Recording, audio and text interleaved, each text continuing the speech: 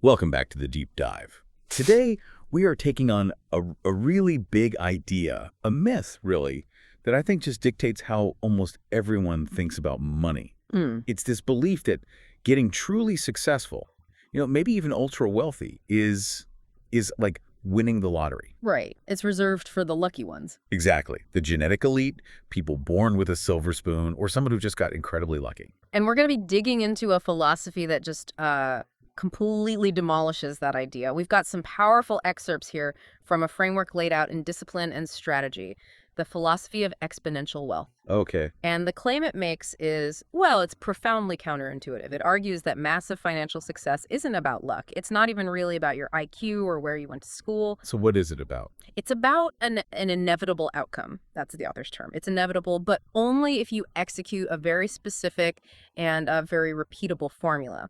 Inevitable. That word alone it's provocative. I mean, if you listen to pretty much anyone, the idea that wealth is inevitable for someone who just follows a path, Yeah. it sounds, almost irresponsible. It does, because we're so conditioned to think in terms of chance and external factors. But the author's case doesn't rely on, timing the market or finding some secret stock tip. Right. It rests entirely on the synergy, the combination of two fundamental human qualities, discipline and strategy. Okay, so that's the mission for this deep dive then, to really get into that. That is the core mission. We need to understand not just what these two things are on their own, but how they multiply each other to create exponential results, not just, 1 + 1 = 2 results. So we're unpacking the equation, but also the philosophy behind it. Exactly. The internal architecture, as the author calls it, the mindset that you have to build first before any of the financial tools or investment apps can actually work for you. And the assertion itself, you look at it and it's so simple. Often the most powerful ideas are. Yeah, the author states it very directly. He says, discipline alone can make you wealthy, strategy alone can make you wealthy, but combined, they create exponential outcomes. And he continues, when discipline provides the consistency and strategy provides the precision, the resulting velocity of progress compounds rapidly. Exponential outcomes. That phrasing, that's everything, isn't it? It's not just additive. It's not 1 + 1 = 2. No, It's good. 1 + 1 = 10 Yeah. or 100. Exactly. It's a multiplier effect. And what this material is suggesting is that we need to stop looking for external advice for the next hot tip. And start looking inward. Yes, Yeah. start focusing on internal behavioral optimization. If you're listening to this hoping for a shortcut, a way to skip the hard work, this isn't it. But it is a shortcut to understanding the mindset, the required mindset for that kind of high-level performance and ultimately wealth. That's the perfect way to frame it. Okay, so let's do it. Let's unpack these two pillars, discipline and strategy. Let's really get into the mechanics of how they build on each other and Right. create that exponential force. Let's start with discipline. The author positions this as the absolute foundation, the bedrock. The starting point. Starting point, yes. It's the force of consistency. If you think about building wealth as a long road trip, discipline is the fuel that makes sure the car never, ever runs out of gas. No matter how bad the weather gets or how rough the road is. Exactly. It's defined as the ability to just stay the course, to push through long periods of sustained effort, even when it's difficult, and regardless of how you feel in the moment or what the immediate results look like. And this is such a critical distinction that people miss. Yeah. They confuse discipline with motivation. All the time. Motivation is fleeting. It's an absolute. It's a dopamine hit from watching a video or feeling excited for a day. Discipline is the system you build so you can act without needing motivation. Yes. The source material makes this really sharp, critical contrast between what it calls instant gratification and meaningful effort. Let's dig into that, because that feels like the central battle of modern life. It really is. If you constantly choose instant gratification, the quick dopamine hit from endlessly scrolling social media, the impulse buy on Amazon that messes up your budget, or just avoiding that one difficult, boring task you need to do. You're actively trading your future for your present. You are actively eroding your future freedom. That's the argument.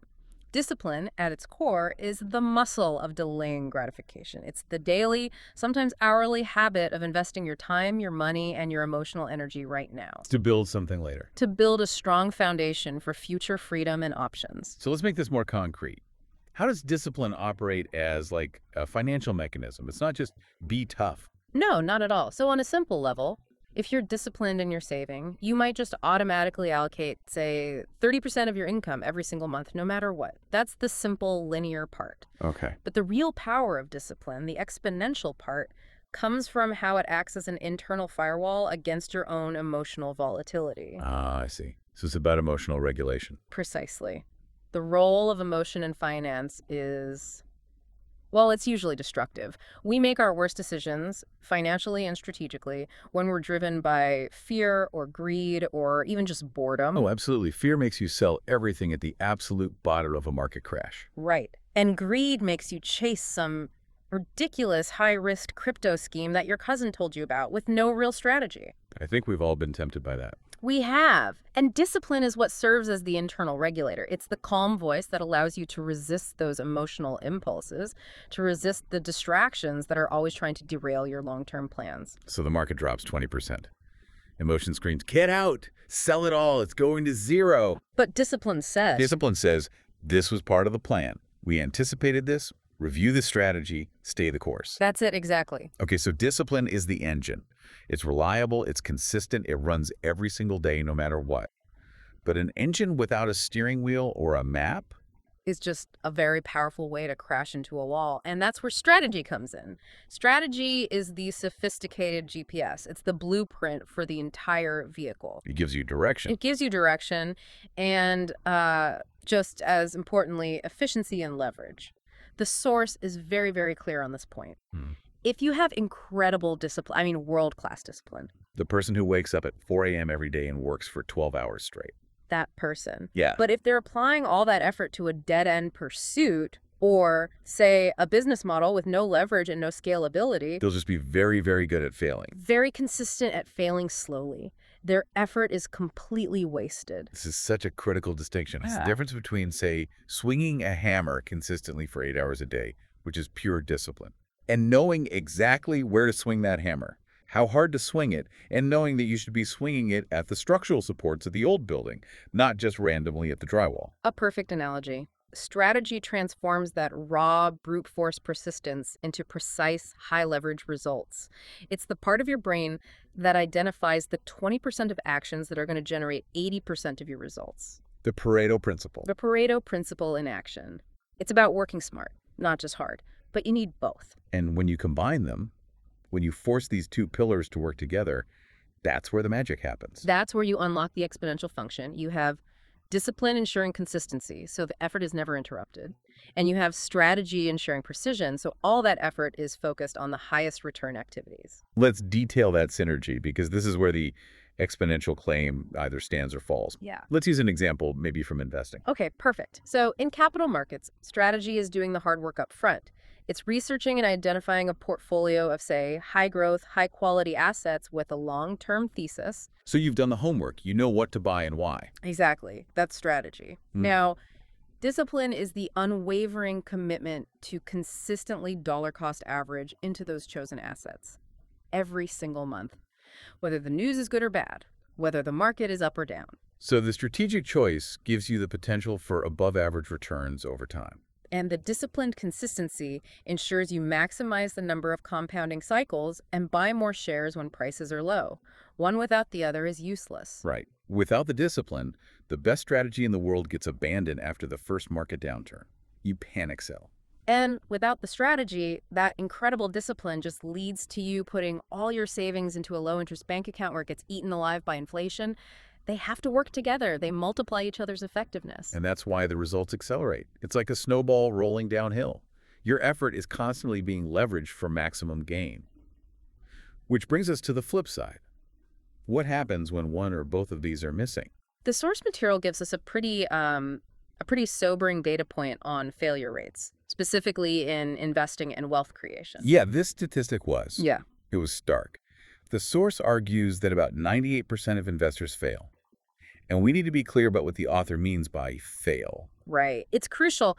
Failure here doesn't necessarily mean you lose every single dollar you invest. Okay.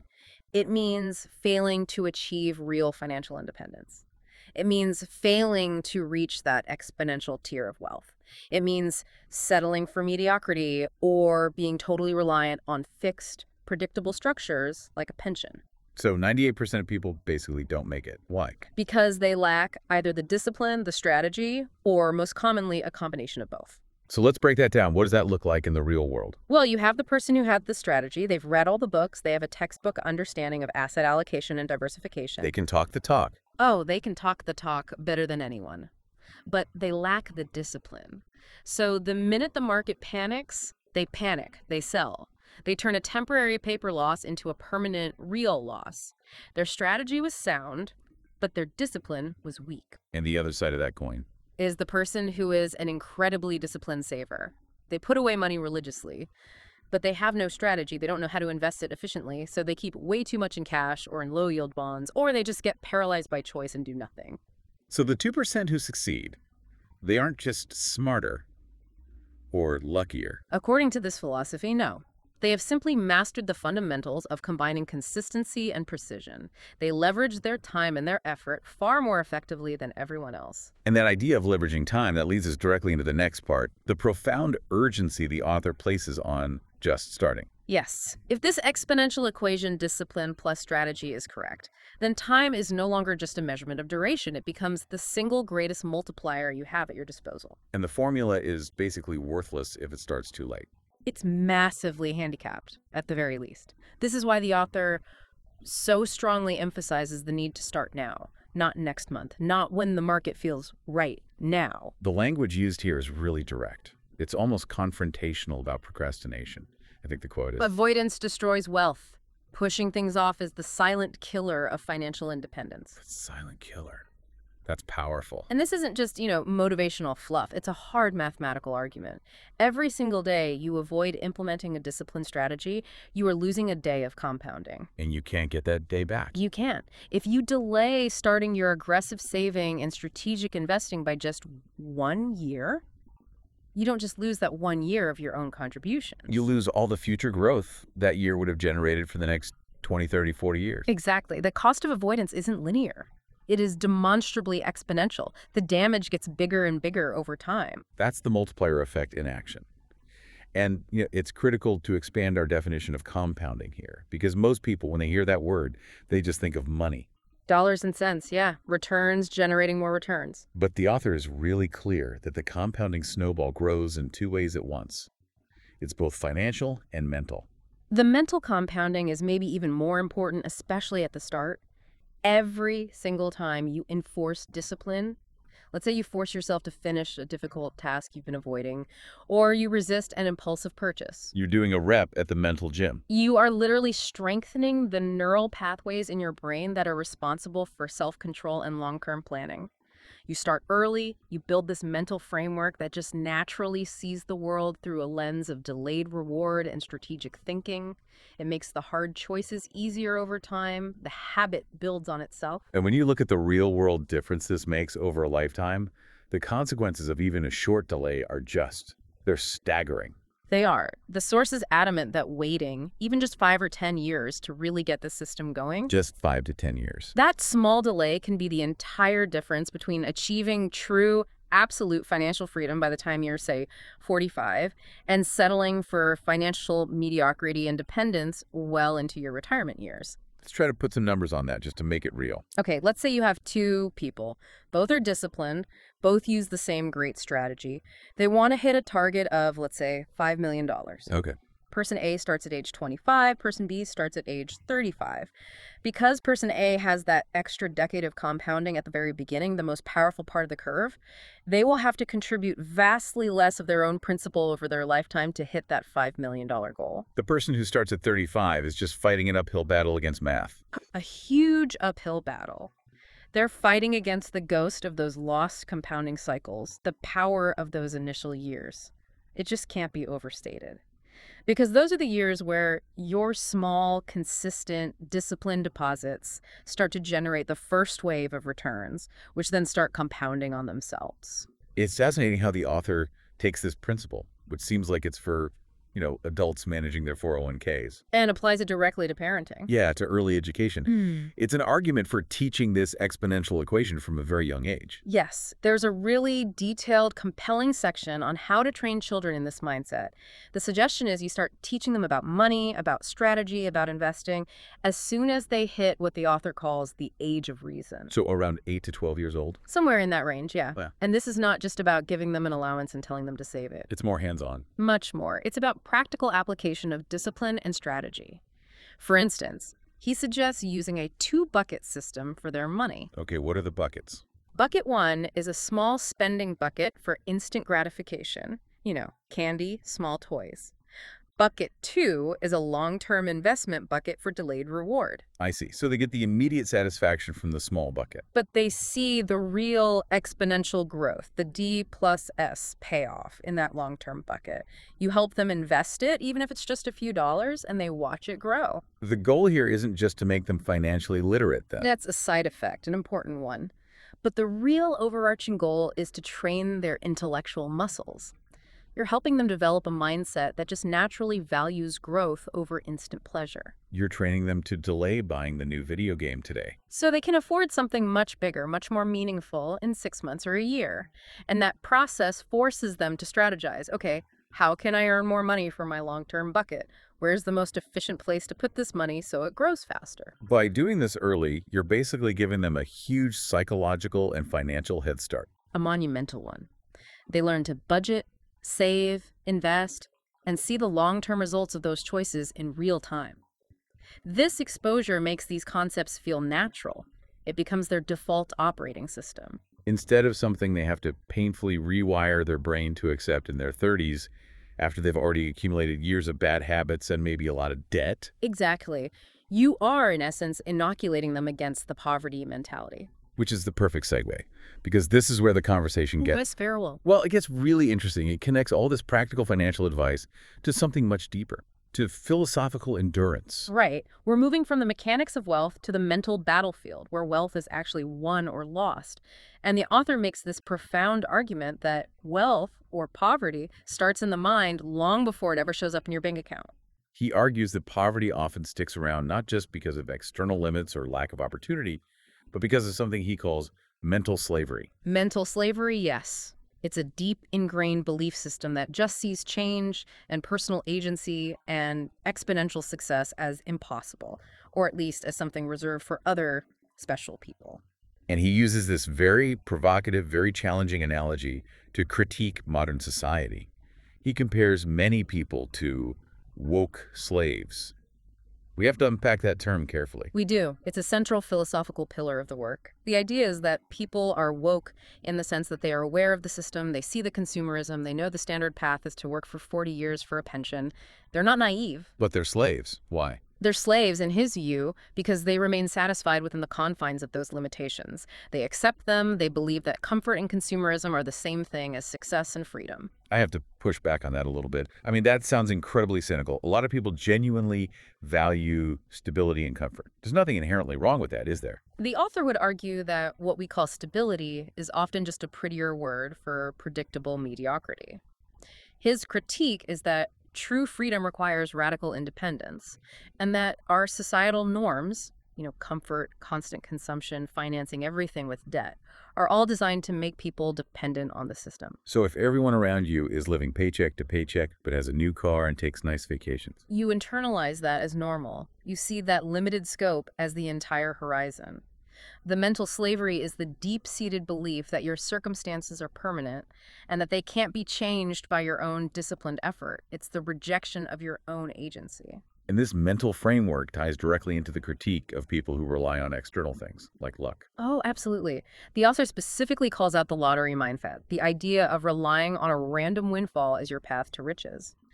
That reliance is the perfect example of outsourcing your hope. It's the complete opposite of discipline and strategy. The total opposite. It bypasses all the hard internal work required to build wealth in a sustainable way.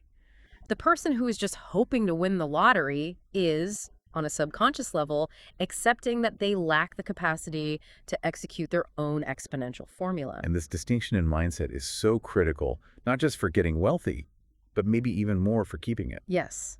And the source provides this incredibly powerful anecdote about a specific, though unnamed, celebrity who managed to lose a staggering amount of money. $700 million. 700 million. Let's just sit with that number. That's multi-generational wealth. How does a sum like that just vanish? It seems impossible. It vanishes because the individual had all the external success, the talent, the luck, the fame, but they lacked the internal architecture of discipline and strategy. Their spending wasn't just large, it was impulsive, which shows a lack of discipline, and it was unleveraged, which shows a lack of strategy. They were buying things that went down in value. Rapidly depreciating assets. They prioritized immediate gratification, more houses, a huge entourage, things that cost money to maintain over strategic investment and long-term planning. So this is the fundamental moral that the author is driving at. Wealth without discipline and strategy always vanishes. Always. You can win the lottery. You can get a massive inheritance. You can sign a huge contract. But if that internal architecture, that mindset of consistency and precision isn't already built. The money is just a temporary visitor. Exactly. The internal structure has to come first. You have to be mentally prepared to be wealthy long before you actually are. Which brings us to the really Stoic core of this philosophy. How do you actually build that internal architecture? If comfort creates weakness, what's the solution? The solution has to be voluntary hardship. Right. And there's a definitive quote here that really stands out. Character is forged through hardship. Comfort creates weakness. And this is so radically counterintuitive to our modern culture, which is just obsessed with comfort, convenience, and finding a quick fix for every single problem. We want everything to be easy. I do. And the author argues that voluntary discomfort, actively and deliberately seeking out challenges, struggles, even minor forms of pain, is absolutely essential for growth and resilience. If your life is perfectly smooth and optimized and easy, you never develop the mental fortitude you need to handle the inevitable volatility of business or investing or just life. So what does that look like in practice? We're not talking about, seeking out actual suffering. No, it's about choosing manageable difficulty to build capacity. And he identifies a few specific elements as necessary training grounds for the self. Okay, what are they? Pain, solitude, failure, and difficulty. Let's just take one. Solitude. If you can force yourself to endure long periods of solitude with no phone, no distractions, you develop incredible clarity of thought. You break the addiction to external validation and constant entertainment. Which are both things that just erode your discipline. Massively. Yeah. And how does that relate to financial resilience? Let's look at failure. Failure in this philosophy is presented as crucial data. It's not an end state. The disciplined individual sees a failure, let's say an investment that went south, as valuable input for creating a better strategy next time. Whereas the person addicted to comfort just avoids all risk in the first place. Which means they also avoid any possibility of exponential growth. By voluntarily exposing yourself to small, manageable failures, you inoculate yourself. You protect yourself against the emotional devastation of a really big setback later on. You're training your nervous system to accept loss as a necessary part of the game. This connects so seamlessly to classical philosophy. It sounds like you're describing Stoicism, specifically the practice of premeditatio malorum. That's it exactly, the premeditation of evils. It means actively thinking about and contemplating the worst-case scenarios. So in financial terms. It means preparing mentally for a massive market crash, for losing your biggest client, for a sudden personal injury that stops you from working. If you mentally rehearse enduring these hardships. When a real market crash actually happens, you're prepared. You're mentally prepared. Your discipline holds firm because you've already processed the scenario. You can control your impulse to panic. It also has echoes of Nietzschean willpower. The idea that strength comes from choosing to endure struggle, to constantly grow beyond what you think your limits are. 100%. If you can choose to be uncomfortable today, waking up at 5 a.m. to work on your business plan when you'd rather sleep, or enduring the physical pain of a hard workout, you are mentally preparing yourself for the inevitable and much greater discomfort that your exponential pursuit is going to demand tomorrow. So the philosophical internal architecture is what makes the high-stakes, long-term financial strategy possible in the first place. It's the foundation for everything. And if we connect this intense focus on discipline and internal strength to the bigger picture, the urgency of this whole mindset is just amplified tenfold by the massive shifts that are happening right now in the world of work and technology. The strategic part of the equation has to look to the future. It has to. And this is where the source material gets very critical and very future focused. The author launches this powerful critique of our traditional education and work systems. Suggesting they're not really designed to create leaders. He suggests they are structurally designed to produce compliant employees, not strategically independent thinkers. He uses the term mass brainwashing. Yeah. That's a strong term. It's a provocative term, but his rationale is clear. The argument is that standardized schooling, from kindergarten all the way through university, produces uniform thinkers. You're trained to repeat conventional wisdom, to follow established procedures, and to prioritize getting the right credentials over creative problem solving. So you're trained to be an excellent employee. Yeah. To repeat what he calls state propaganda or just, conventional corporate wisdom. Rather than to be an independent wealth creator. But wait a minute. Education gives you foundational skills. Math, writing, Yeah. logic. Doesn't a good strategy require that base level of knowledge that you get from formal schooling? Isn't this a bit of an oversimplification? He would concede that the foundational skills are necessary, of course. But he argues that the structure and the incentives of the current system are the problem. The system emphasizes conformity over critical, independent thought. If everyone follows the exact same syllabus, and the goal is to get a standardized diploma that leads to a standardized job, The system guarantees a massive surplus of identical workers. And in an exponential world, being identical, being average, it guarantees mediocrity. the implication is that this is the conformity trap. This is what ensures you land in that 98% who failed to achieve real freedom. Yes. If you follow the standard path, get the degree, get the safe job, prioritize comfort above all else, you are deliberately choosing a linear growth path in a world that is demanding exponential thinking. And why is this failure to think independently so dangerous right now, specifically? Because of the impending AI revolution, the source material presents this stark, urgent warning. AI is going to replace many traditional high-status professions, the ones that rely on pattern recognition and data processing. And we're not talking about low-skill manual labor here. No, we are talking about the jobs that were once considered the absolute pinnacle of security and high status. The author gives specific examples of professions he sees as highly vulnerable to automation. Which are? Teachers, doctors, judges, and architects. Wow. Okay, let's break down the reasoning there because that will shock a lot of people. Why doctors? Diagnostics. A huge part of a doctor's job is a pattern recognition exercise. AI can now analyze millions of data points, scans, blood work, genetic markers, patient histories from around the globe faster and far more accurately than any single human specialist.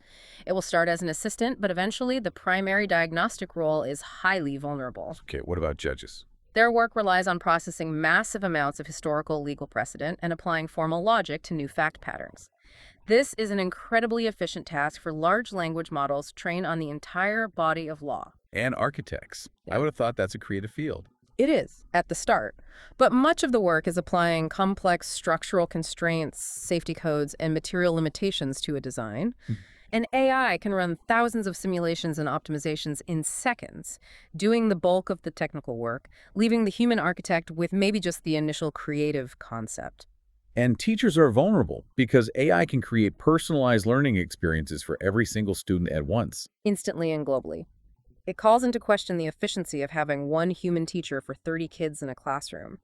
The reasoning for all of this is purely based on efficiency and accuracy. A machine will be able to perform these roles, which all rely heavily on fixed data sets and applying rules. Faster, cheaper, and more accurately than a human can. The argument is, if a job primarily involves analyzing existing data and applying predefined rules, it is inherently vulnerable to automation. So the core value of spending decades in school to acquire that specialized knowledge is it's diminishing rapidly. Which leads to the brutally efficient question the author poses to the listener. Why waste 30 years for a diploma when AI will do 99% of that work? This isn't just about losing your job then. It's about the entire value proposition of traditional knowledge collapsing. It is. If traditional education produces conformist thinkers, and AI is coming to automate all the tasks that conformist thinkers do, then relying on that traditional path is an act of anti-strategy. It's a strategic dead end. So the only path to survival, let alone exponential wealth, is what? Radical self-sufficiency, independent thinking, and focusing exclusively on uniquely human skills that can't be automated, or more practically focusing on ownership. And this is the final call to action. It urges listeners to create alternative paths. The emphasis is squarely on entrepreneurship, on strategic investment, on becoming an owner of assets or intellectual property, rather than just being an employee who sells their linear hours to a company. Because owners control the systems that AI will operate within. Exactly. The strategic goal is independence. The wealth you generate through ownership isn't just a nice bonus. The author frames it as a necessary hedge against the massive economic disruption that's coming. And that brings the whole thing full circle back to the philosophy. It does. The purpose of building all this wealth isn't just to have money. The true goal is freedom. Time freedom, location freedom, mental freedom. The money is just a side effect of living a disciplined, self-mastered life. The wealth equation is just the practical application of a very refined, very self-directed Stoic philosophy. This has been an incredibly dense and I think really compelling journey. We've gone from the mechanics of compounding all the way to philosophical endurance and the stark realities of an AI-driven future. Before we wrap up, let's quickly solidify the 8 core takeaways that you, listening, should really internalize from this deep dive. Yeah, these are the actionable principles, the mental checklist you can use to assess your own path. Okay, number 1, discipline. This is your foundation. It's the ability to act without needing to feel motivated. It's the engine that just never quits. Second is strategy. That's the efficient blueprint. It's what transforms all that raw, consistent effort into precise, meaningful, and leveraged results. It's knowing where to swing the hammer. Third, start early. Time is your single greatest multiplier.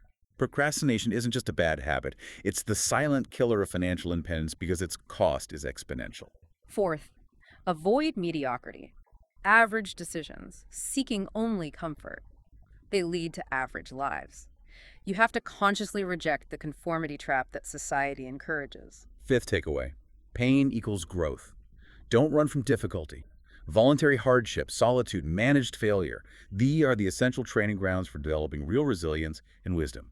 Sixth, reject conformity. Independent strategic thinking is what creates freedom. Relying on standardized education or conventional wisdom is a strategy for dependence, especially now. Seventh, AI in the future. Automation is coming for high-status knowledge jobs.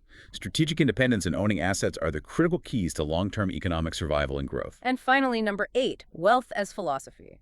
Remember that true wealth doesn't start in your bank account. It begins as an internal mental state. The discipline and the strategy have to be built first, before the money shows up. What's so fascinating here is how this all weaves together. You have this ancient, time-tested philosophy, the resilience and self-control of Stoicism, which the author references in his other works. Right, things like A Torix Samurai and The Way of the Stoic Diamond. And he merges that ancient wisdom with this very pragmatic, very cutting-edge economic strategy and a pretty bleak forecast for the future job market.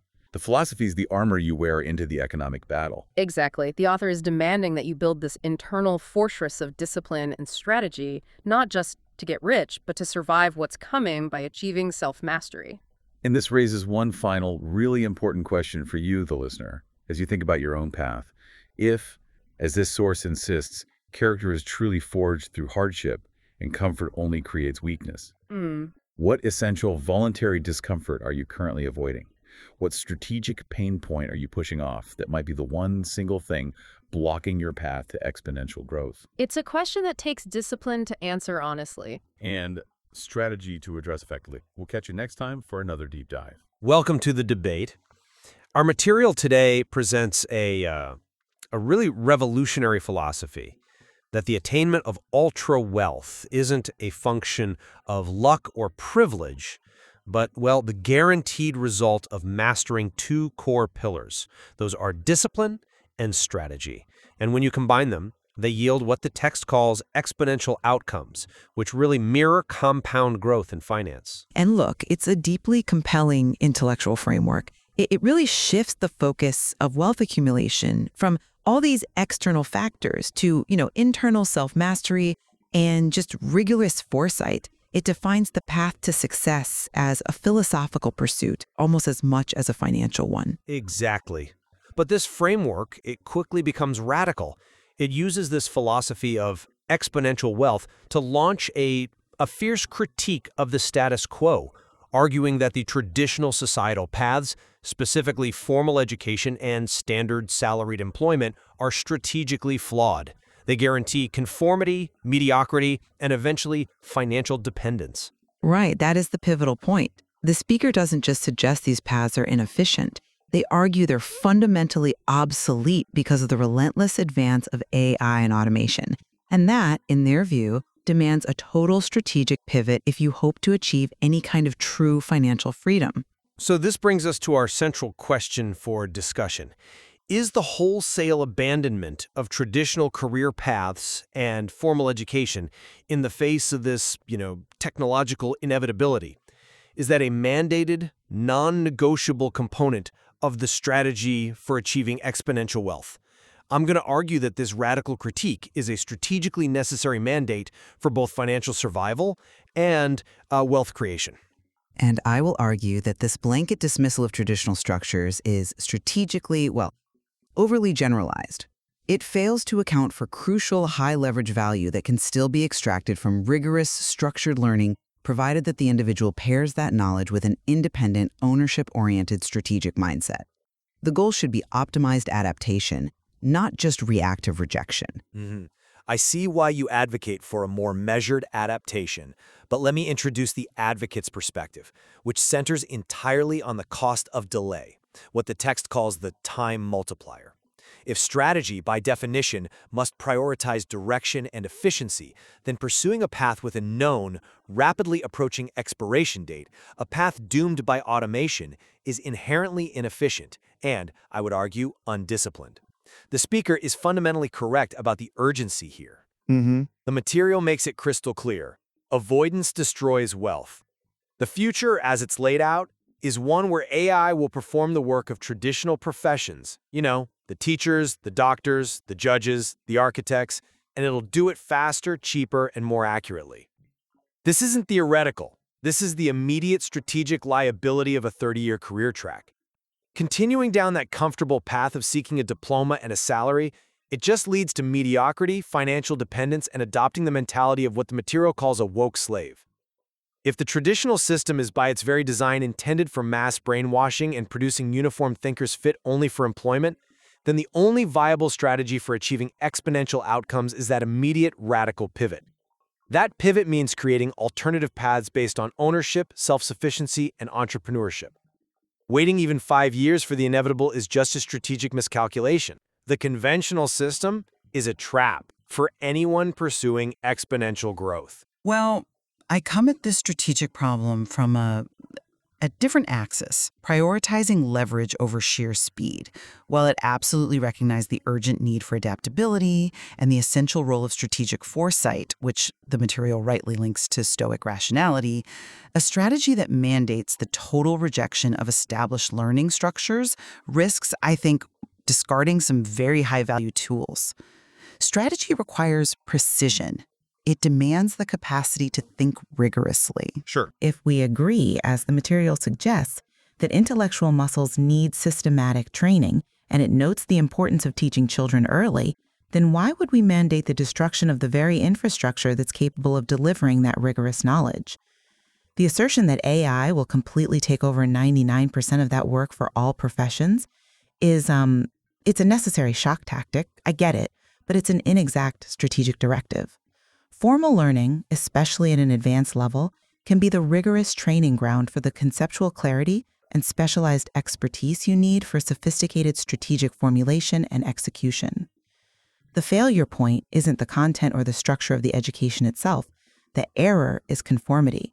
It's allowing that structure to define your career path as employment rather than independent ownership. Throwing out the system entirely might actually introduce unnecessary friction, making the path to ownership strategically less efficient than leveraging established structures to gain superior knowledge, and then independently applying that knowledge toward wealth creation. The key pivot is how you use the diploma, not whether you get it.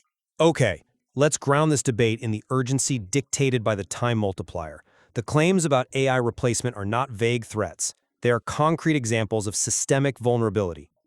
Take law or medicine.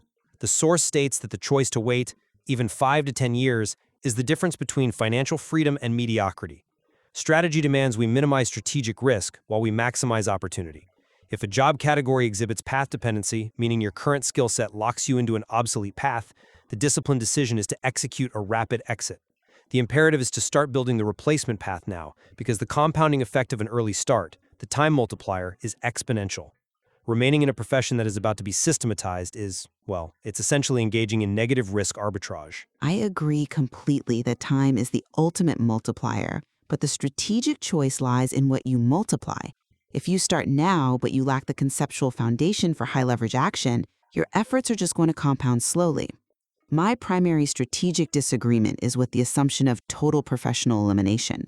While automation radically improves efficiency in, say, diagnostics, legal research, architectural drafting, the repeatable elements, it doesn't eliminate the need for specialized human judgment when you're facing ambiguity or regulatory complexity or human negotiation. But the material says AI will perform those roles faster, cheaper, and more accurately. I mean, those three criteria, speed, cost, and precision, that's the definition of optimal output. Why should a strategic individual invest years in a 30-year diploma to achieve something a machine already does better? The human value described, judgment, that only applies to the top 1% of any profession. For the vast majority, their work is reducible to an algorithm. Their education, therefore, just locks them into an obsolete business model. And that's a crucial distinction. The top 1%. If the goal is ultra wealth, you must operate at the pinnacle of specialized knowledge. The strategic error is bypassing the structure that instills the rigor needed to reach that pinnacle.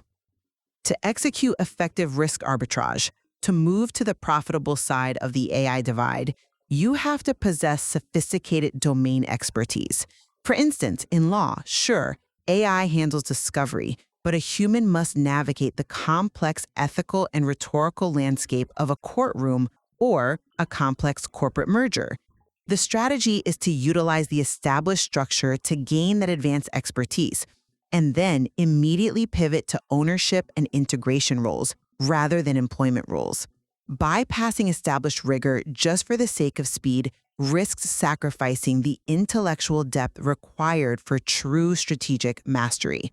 But you are assuming the current educational infrastructure is the only way to acquire that rigor.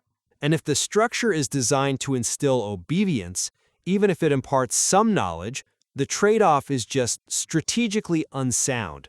Well, this brings us squarely to the strategic contradiction you just alluded to. How can the material promote training intellectual muscles in children, emphasizing systematic learning and growth over comfort, while at the same time labeling the mechanism for advanced structured learning, the formal system, as mass brainwashing?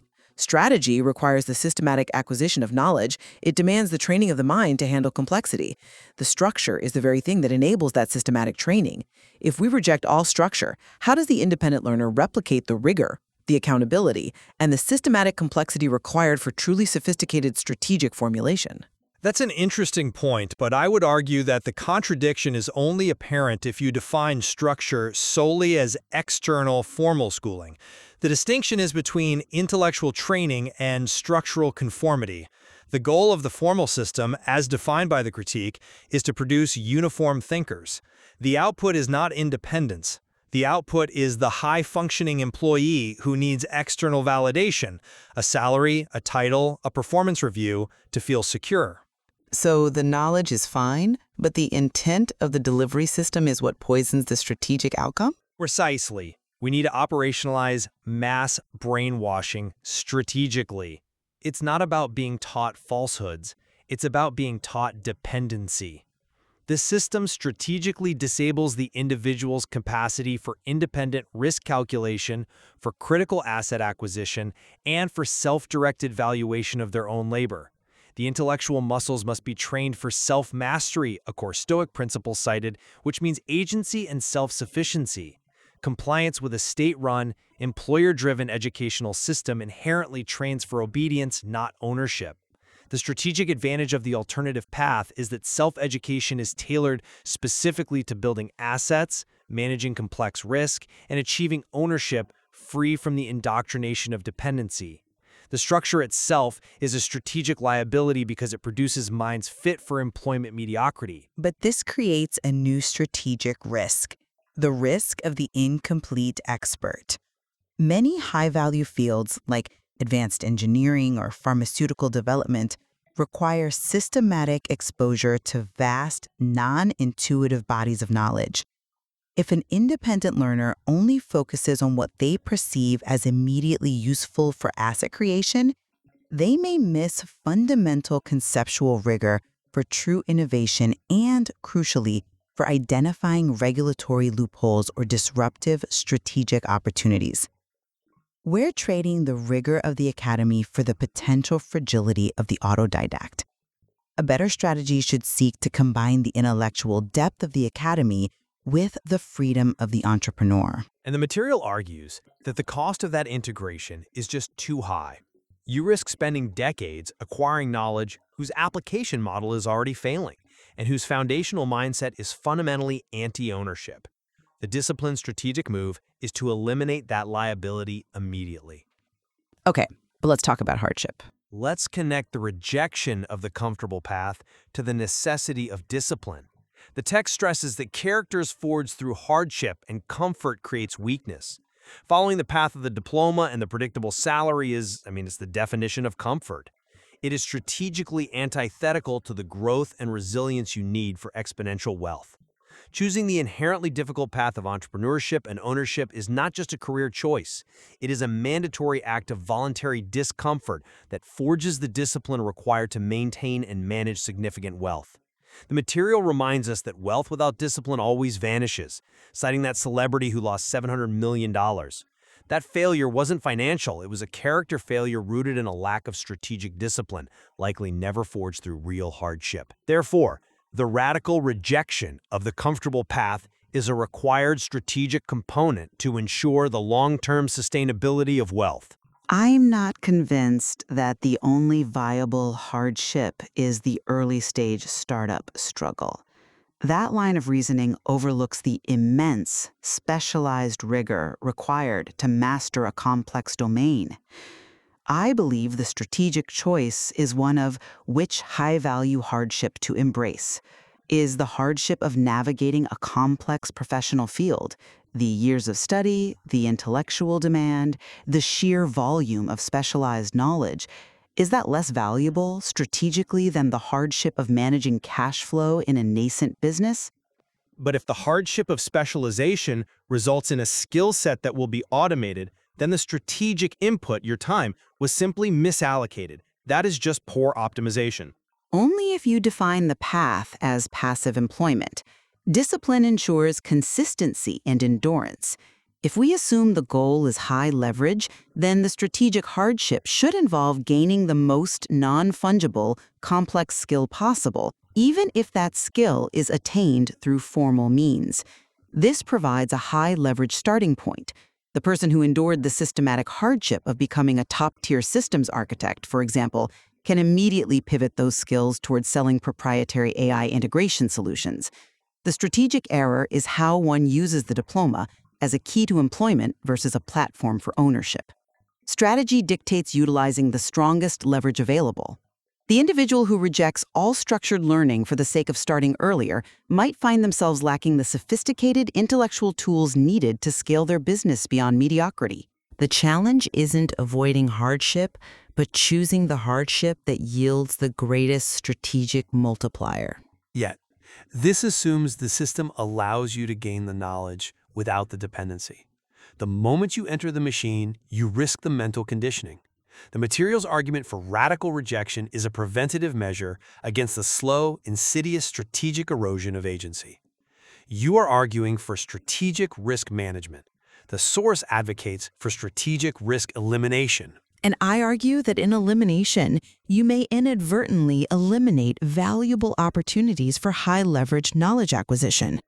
A true strategy of self-mastery should be capable of extracting value from adverse environments, turning the intellectual muscles gained in a rigorous environment against the conformity it attempts to enforce. So, to summarize my position, the existential speed and overwhelming scope of technological change make the rejection of conventional paths a required component of a disciplined strategy for wealth and freedom.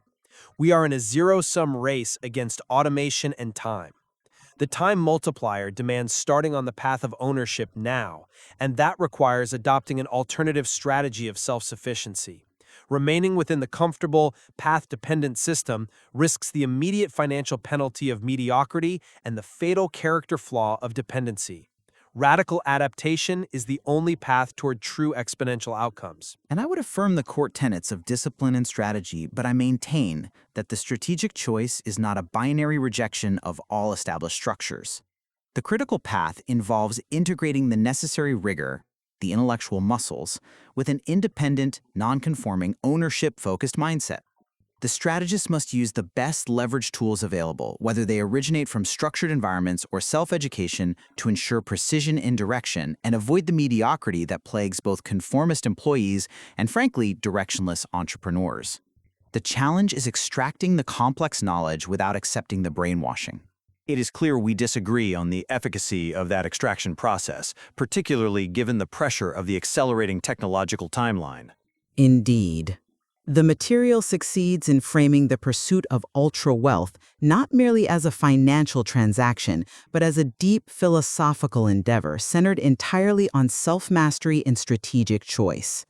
It compels the listener to weigh the profound risks of conformity and comfort against the significant risks and potential rewards of radical, immediate adaptation. Ultimately, the strategic decision rests on how much external structure is necessary to build the intellectual foundation and at what point that external structure turns into an unacceptable cage of dependency. Welcome. I want to explain to you that if you have discipline and strategy, you will get ultra wealthy. And don't believe that you have to be very smart or that you have to be very fortunate. I could explain what to do to a beggar. He easily could do it. He would become wealthy. If he has discipline and strategy, he would even become ultra wealthy. It's possible for everybody. If your condition is a little better, you're not in the streets starving, then it is easier, it is faster. The more money you have, the faster it gets to get wealthy. The less you have, the longer it takes. In the end, it is not important how much you actually have. It is important when you start and what you do. To do something, you need discipline. In order to not go in the wrong direction, you need strategy. I want to talk about both of those elements in depth. First, let me introduce to you my Stoic book. I have written 5 Stoic books. They are all available. I just want to recommend the 4th one and the 5th one because they're the only ones I could actually edit. The first 3, I still have to edit them. But the 4th one is called A Stoic Samurai. I've written it in French. In French, the title is Un Samurai Stoic. The Way of the Stoic Diamond is my 5th book. This one is translated in German. I will translate it into more languages when I have the time to do it. I want the link for my books. You find it in the description. Now that I have talked about that, I want to go more in depth about the subject of my intervention today, which is discipline plus strategy will make you ultra wealthy. Discipline alone can make you wealthy, and strategy alone can do the same. But combined, create exponential outcomes. When long-term consistency meets precise timing and strategic financial moves, the wealth curve accelerates far beyond what either could generate alone. The difference is just how fast it goes. If you only have discipline, you will reach the goal. You will get wealthy. If you only have strategy, you will get wealthy. But you actually need to combine them. Then it creates exponential outcomes.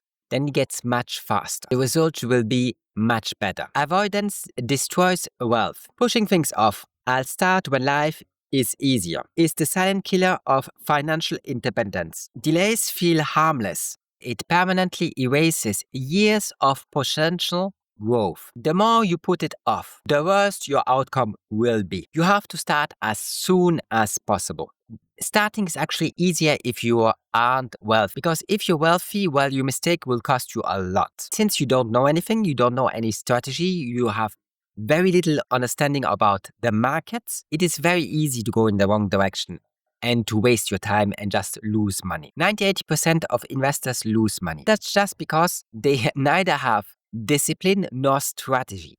Look around you. People do not excel in these questions, even though it is easy to get. I'll try to explain to you why. Beginning now creates a compounding snowball that becomes impossible to catch later. Starting 5-10 years later can mean the difference between financial freedom and permanent mediocrity. Your outcome will be mediocre. Your outcome won't satisfy you if you push it off. I want my kids to start to invest and to start analyzing the markets and trading as soon as it is possible. I want to talk to them about that when they are 5 years, 6 years, 8 years, 12 years old. And I want them to think about it, and I want them to start taking decisions as soon as possible. And as soon as they have a reason, as soon as they can think and take a decision, it is possible. The age of reason depends on the kid. Some will get it at 8. There are people who might have to wait until 10, 12, 14, or maybe there's even somebody who only enters the age of reason at 16. It depends on the person. 8 years old, that happens quite frequently. Then you can start. As soon as you can think, you can start. It's very good for your intellectual muscles to start thinking about those things, to start not just looking after instant gratification. Think about what you could do that your life has some meaning. Time is the ultimate multiplier. Every year you delay shrinks the exponential curve that could have built your wealth. Small early efforts beat massive late efforts by an unbelievable margin. It does not matter. If you put it off 10 years, it does not matter how much you can do then. Even if you can do more, it will be still less than if you have just started as soon as possible. Practice requires now, not someday. I'm saying that you have to start as soon as possible. Of course, you're never too old. As a financial advisor, I have people who are already retired decades ago. They still are interested and they still want to learn and they still want to recall the fruits of their effort. It's just a little sad that they waited so long until they thought about it. You have to excuse them. They have never met me before. With whom are they going to talk about that? There's nobody in the streets. There's no financial advisor. There's no school that teaches you what I'm talking about. If you have nobody around you and you don't know that it is possible and you think it's all a random luck or that money will never work for you, there's nothing you can do about it. You always will be poor and broke. If that's your mentality, why would you change it? You cannot change it. I've never seen an example of a man that managed to change it. You won't even try. It's like if everybody's a slave, which is the case, like in antiquity, now it's still slavery. It's just the names that have changed. If you're a slave, you have millions of slaves about. You never heard about anybody who managed to escape. Why would you try to escape? All those slaves tell you they are happy being a slave. Why would you try to escape? Everybody is so content with their misery that there's no reason for you to make any effort and try to achieve freedom, since everybody tells you they're the most delighted beings on earth, while they actually are just slaves, broke slaves, with no money in the pockets. What can you do? If they think that that is the highest way of being, then that's how it is. They don't want to change, that's why nothing will change. If you don't want to have financial freedom, if you do no effort during your entire life, why do you expect that it someday will change? That one day you will make the lotto? Even if you do, it won't last. Britney Spears made 700 millions. She's down to 30 minutes. Just she couldn't spend the last 30 minutes invested in real estate. She couldn't destroy. 700 millions. Where did the 670 millions in BS?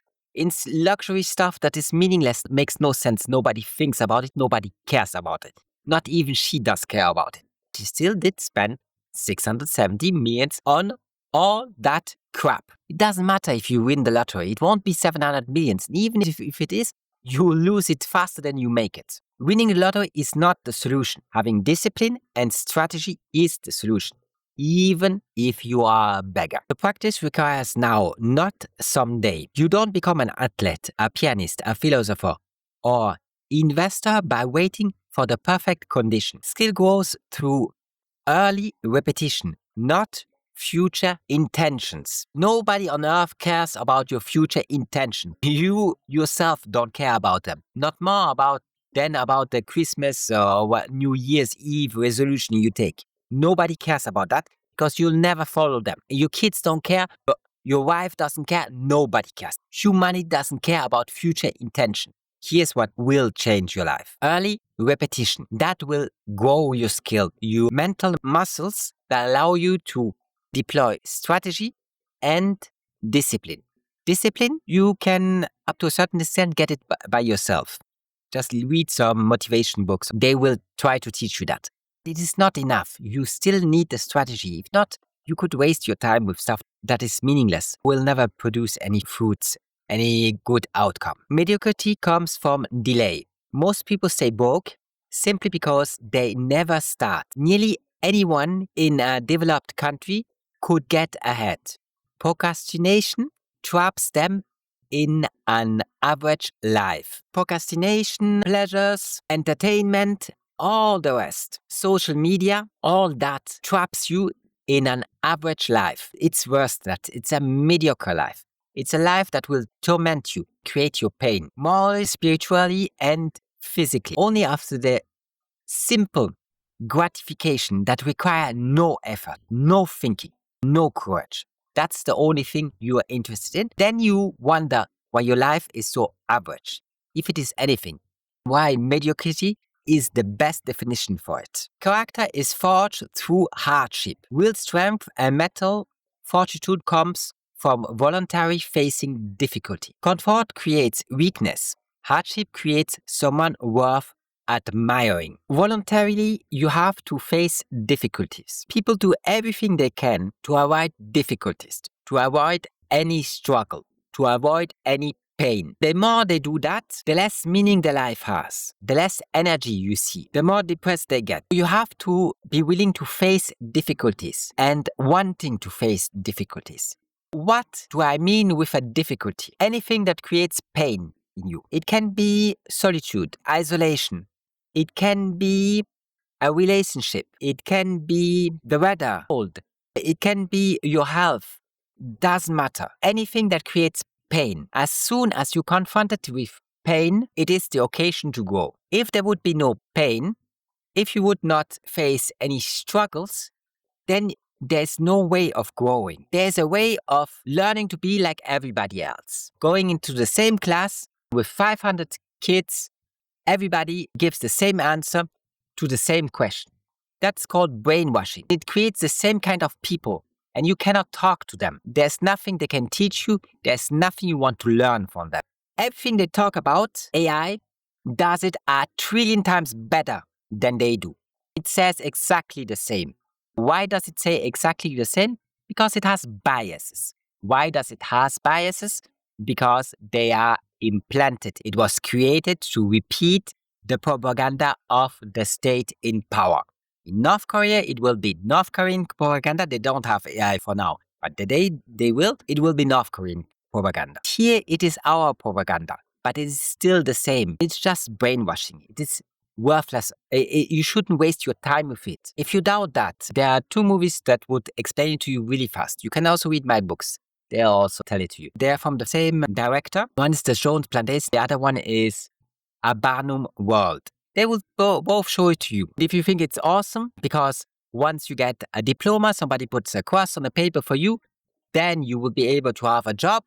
Read the book called Bullshit Jobs and realize what AI is and what AI will do in the future. Most of the things, an architect, a judge, a clinician, teacher, all that AI will do, especially if it's just for academia. AI will be a better history teacher than all the history teachers combined could ever be. Everybody will get that for free or for a very low amount of money, like $20 or $50 a year. You get a personal tutor at the highest level possible for a very low amount of money. Same with clinicians and all the rest.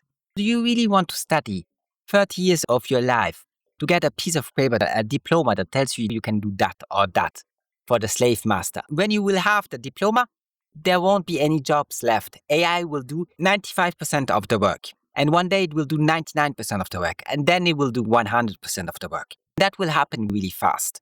Why do you waste your time with it, your energy? Many people who do it They are not interested in it. All of them, they wait just for their retirement. As soon as they retire, they stop. They wouldn't work one single hour more during their life. They wouldn't. They never want to hear anything about it anymore. Why do you want to do that? Do you think that will give you the energy to work 17 hours a day?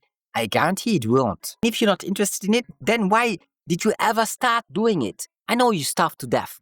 Think about something that will make you so wealthy that you never have to worry again about money.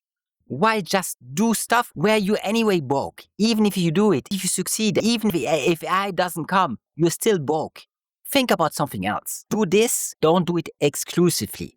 Think about life. Life has much more things to offer you than a classroom where 500 kids have to answer the same question the same way 500 times. I guarantee you that life is much more interesting than that. Choose a better path, not an easier one. Following society's default path leads to the same mediocre result as anyone else. Everybody is broke, more or less. I know people that have more in real estate than 10 millions, and they can put, in case of an emergency, 1K on the table. They barely can afford the taxes, the maintenance of the real estate that is worth 10 millions. It's a joke. I don't know why you want that, why you aspire to be like them. What 1K is?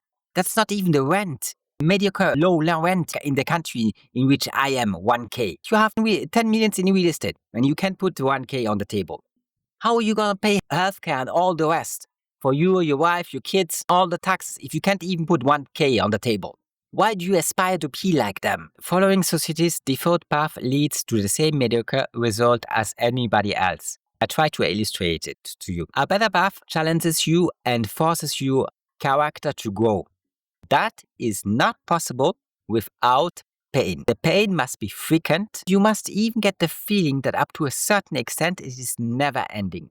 Because even if you overcome one obstacle, a new one will show up. They all will create pain, an immense amount of pain. You have to keep fighting. If you don't keep fighting, you cannot grow. You cannot get closer to victory. The financial victory is the easy one. The real work you have to do is much more than that. It's much harder than that. It is not with the external world that you have to fight that much, but with your internal world. Passion plus discipline creates lifelong fuel. Everyone can find a pursuit they could work on 17 hours a day if they are willing to explore and endure discomfort. Passion comes from action, not fantasy. Look, I hated the school system. I hate everything the government has ever done and will ever do until the end of time. I despise all of that. I don't see any authority in anybody around me. That even if I consult the greatest physicians of my country or the greatest intellectuals of this country, I still don't recognize their authority. What do I mean with I don't recognize their authority? Is that I will listen to them, I will try to understand, I will think about it, I will take my own decision. Because I don't think that they are in any way capable of taking any decision for me, my health, or my financial well-being. They do not know any of that. They cannot even explain to you in a real, consistent manner what you have to do. The word you use is be healthy. Just don't lose all the advantages of your body. If I don't do a daily exercise every day, I will just lose a lot of energy. I will feel more down. I will have less strength, less courage to keep fighting. How to do it, how to make sure that you don't do it just once a week, but every day, they cannot explain it because they don't know that. They prescribe you a never-ending amount of meds while you maybe need 1, 2, or 3 during your entire life. Why? Because they just do what they have learned. Their job is to make you swallow as many pills as possible. They think that the end result will be health, when it has nothing to do. A pill won't make you healthy. It can sometimes save your lives. That's a very rare occasion. It was the case for me already.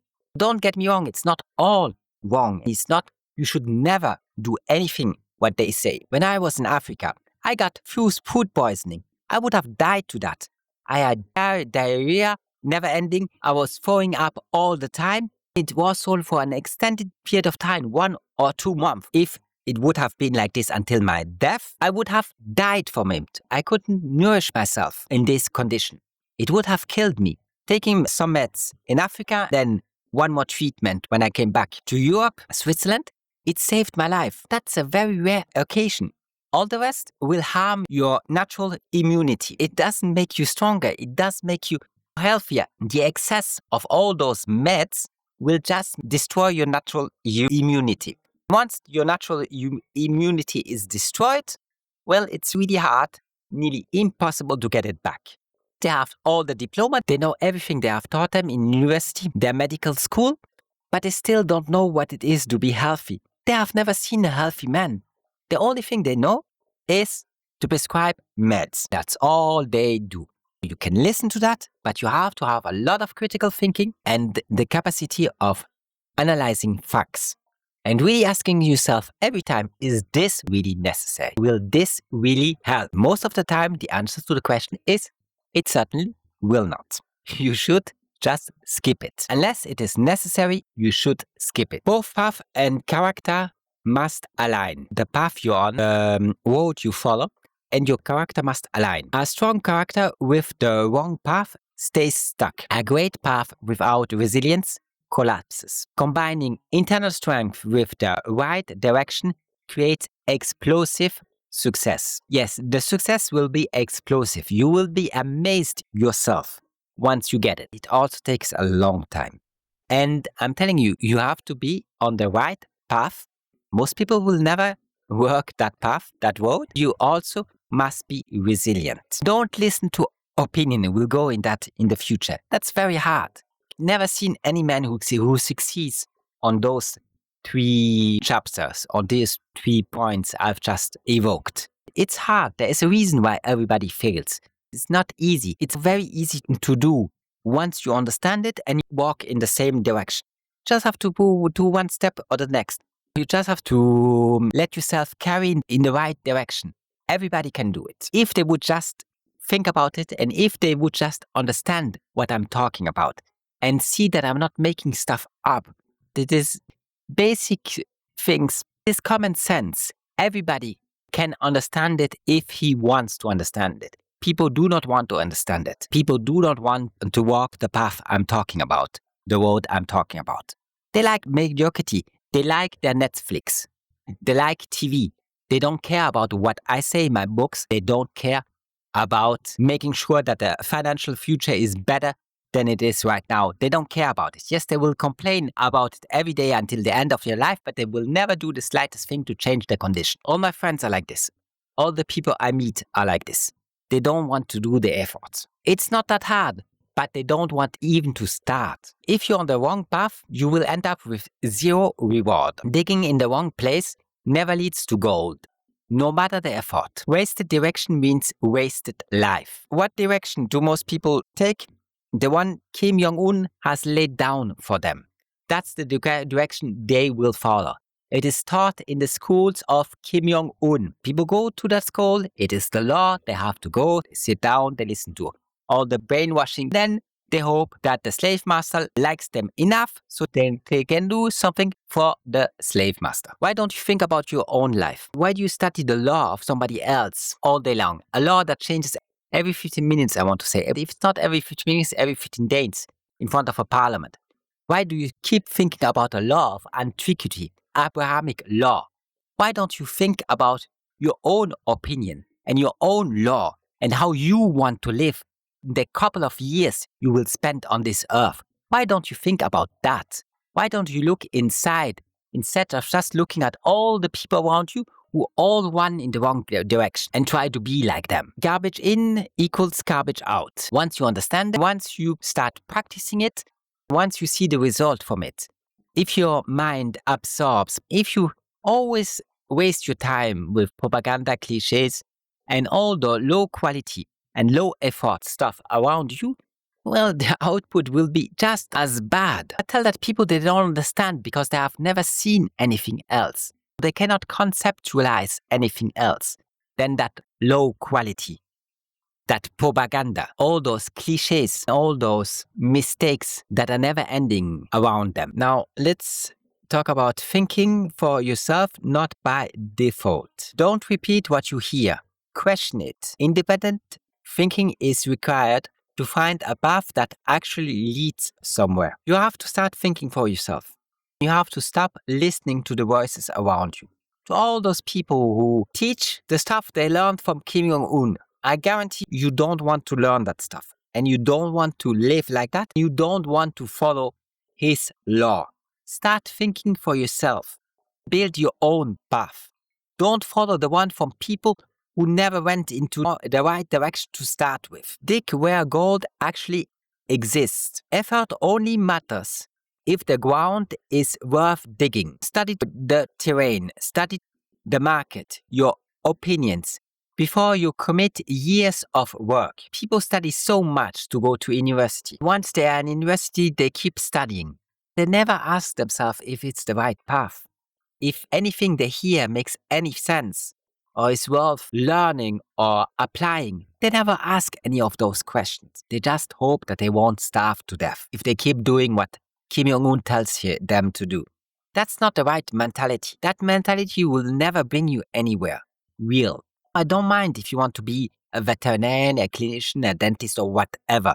I'm not interested in it. But if that has meaning to you, I don't mind it. Don't limit yourself to what you have listened to in university. It is interesting bullshit, nonsense, especially in stuff like psychology. It is a total waste of time. It will destroy your mental capabilities and your soul. There's nothing worthwhile in it. You might, if you're one of the two selected few who gets all the diplomas, all the great grades, you might then be able to make a couple of bucks with it. It's all meaningless. 700 million for Britney Spears was meaningless. Do you think that what Kim Jong-un will give you because you are more educated or you are a better slave will make the difference? It won't make any difference. Not any real difference. Unless you think for yourself, then everything will make a difference. Even being a beggar in the street will make a huge difference if you start thinking for yourself. People don't do that. They don't want to learn that. They are really scared about that. They only can see security and comfort in his law. That's why they select him every 5 years. That has to stop. You have to start thinking for yourself. If not, things can never improve. Most people will mislead you unintentionally. People guide you wrongly because they don't know better themselves. Their advice reflects their confusion, not their reality. It doesn't matter why they mislead you. If you want to know why, it's because they were misled in the first place. None of them ever ask themselves any real questions.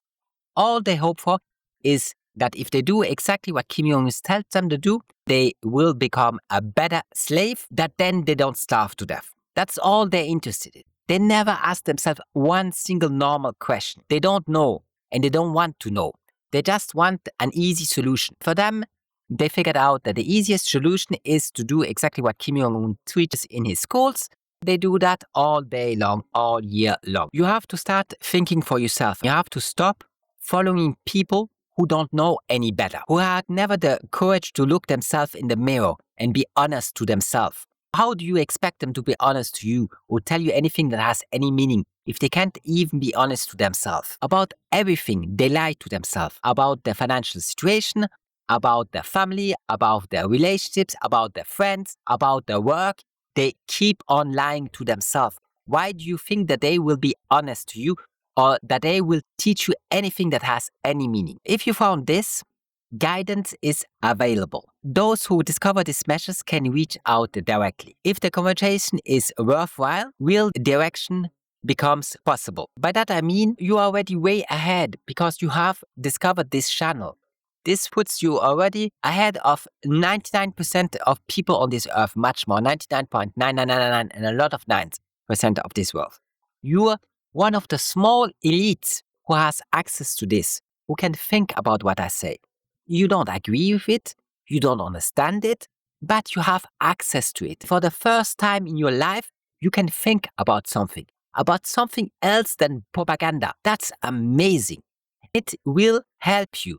If you start thinking about it, it will help you. And if you need some coaching, some personalized advice, then you can reach out. Just reach out, explain why you reach out, and we'll talk about it. And we'll see if it's worth my time and if you open enough that it can bring you something. We find an arrangement to become one of the few people on earth who are my clients, who I help give financial advice.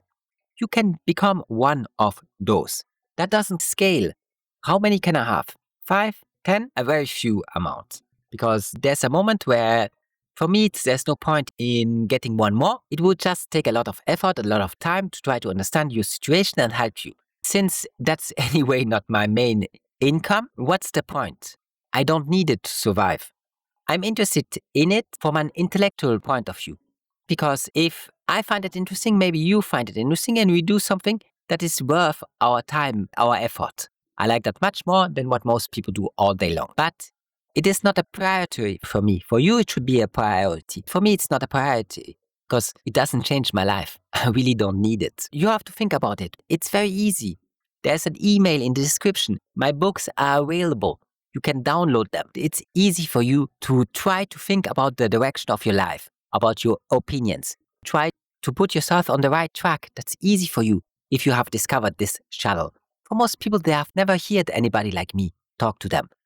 Then it's very hard because it means that you have to find the right path on your own. Most people will never, which is normal because you don't know in what direction to go. As long as you don't know in what direction to go, you will just go around in circles, never make any progress. External approval weakens. Relying on others for validation keeps you fragile. You cannot build inner strength while begging for approval. People won't understand you. People will criticize you. People will lie and cheat. They will make you careful before you made it, and once you made it, they will do everything possible in order to get one or two of your favors. They can never do that without disturbing your peace. There's nobody who can approve my work, who can make that it has more value than it has. There's nobody that can diminish my work. I'm not interested in approval, just as I'm not interested in hate. That 99% of people on this earth will hate me, because hate is the easiest feeling a human gets. It's the feeling that every heart has in it by itself. Every kid gets angry. It is very hard to learn, to love, to admire, to praise something worthwhile. That's very hard. Most people are never capable of doing any of that. Hate, that's a very common feeling. That's what you find in every heart around you. Stop begging for approval. Stop seeking approval. It really doesn't matter. Even if you're on TV, even if they talk about you like Michael Jackson or anybody else, if you're a celebrity, humanity will forget. Especially those kind of celebrities, because they are all meaningless. Their entire work, their entire career, everything they did, everything they said is meaningless, because they never thought about anything deeply. They never tried to understand. They never tried to grow. They never looked inside. For them, the world is outside in, while it is always inside out. Everything you have lived through during your entire life, every feeling you have got, every idea you have got, comes from the inside out. If it's from the outside in, it's just propaganda, it's garbage. You should forget about it. Once something comes from inside out, you have to question yourself a lot. You have to work on that. Most people who give financial or life advice have achieved nothing. Follow them guarantees their result, which is failure. It might not be failure in an academic sense. They might have a diploma, they might have a salary, but I do not want that diploma, I do not want that salary. Most people don't want it. Why do you always want somebody else to have to do something for you? Why don't you do just something for yourself? Look at all the animals around you. They don't need any salaries. They don't need anybody. They don't need any diploma. They don't need any of that crap. They're all self-sufficient. Why don't you try to become self-sufficient? Confidence must come from within. If you don't trust your own judgment, you will always be dependent and afraid. Conviction is self-built, not borrowed. You have to understand your own judgment, your own strategy, and you have to follow it even if it's hard, even if the results aren't as you expect. They won't be, because the path you are on is a hard path. It will take time. A good financial advisor can make it much easier, but it still will take time. You have to have discipline and strategy. People around you have no discipline and no strategy. How are you going to learn those two things from people who have never thought about it? They don't know what I'm talking about. Philosophical people act from inner strength, not applause. Stoicism removes the need for praise. You have to remove the need for praise. Praise is not necessary. It won't do anything. It won't put any food on your table. Forget about praise. Start thinking about yourself, about your opinions. Build your inner strength. Your results speak, not other people. The market and the mirror will tell you your worth. No external voice can replace those two forms of honesty. You will see what will be the result of your effort. You will see how much you have become wiser, how much progress you have made. You don't need any approval. You don't need anybody who gives you any grade. That's a total waste of time. If you get a good grade or a bad grade, it doesn't matter. It is meaningless. What matters is what you will do to improve. Even if the grade you have received is the best, there's still an immense amount of room for improvement. And if you don't understand that, it's just that you have done nonsensical stuff, academic stuff you think you can learn in 4 years and master it and be an expert. That's nothing, absolutely nothing. Everything will take your entire life. And even then you don't come close to the end of it. And you will never stop. You will work on it 17 hours a day.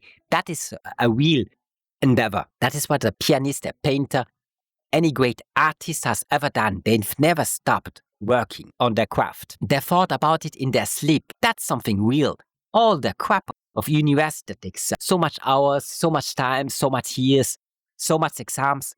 That's a clown show. That's a joke. That has nothing to do with anything real, any real art form, anything worth of a free man. That's the kind of stuff you do for a slave. He can go to work and make you some money. He was so expensive to buy. Now he has to make you some money.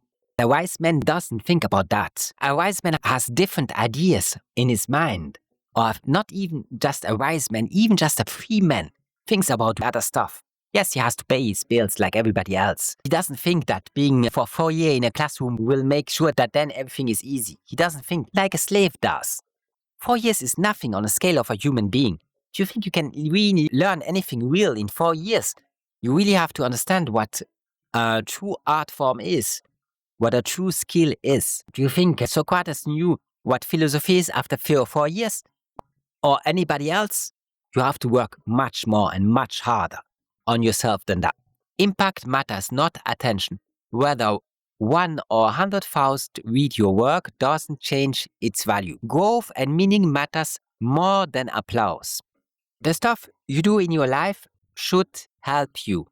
Only if it puts you in a different situation, which is a situation where you're not dependent on anybody, which is a situation where you're autosufficient, which is a situation where you don't need any applause, any approval.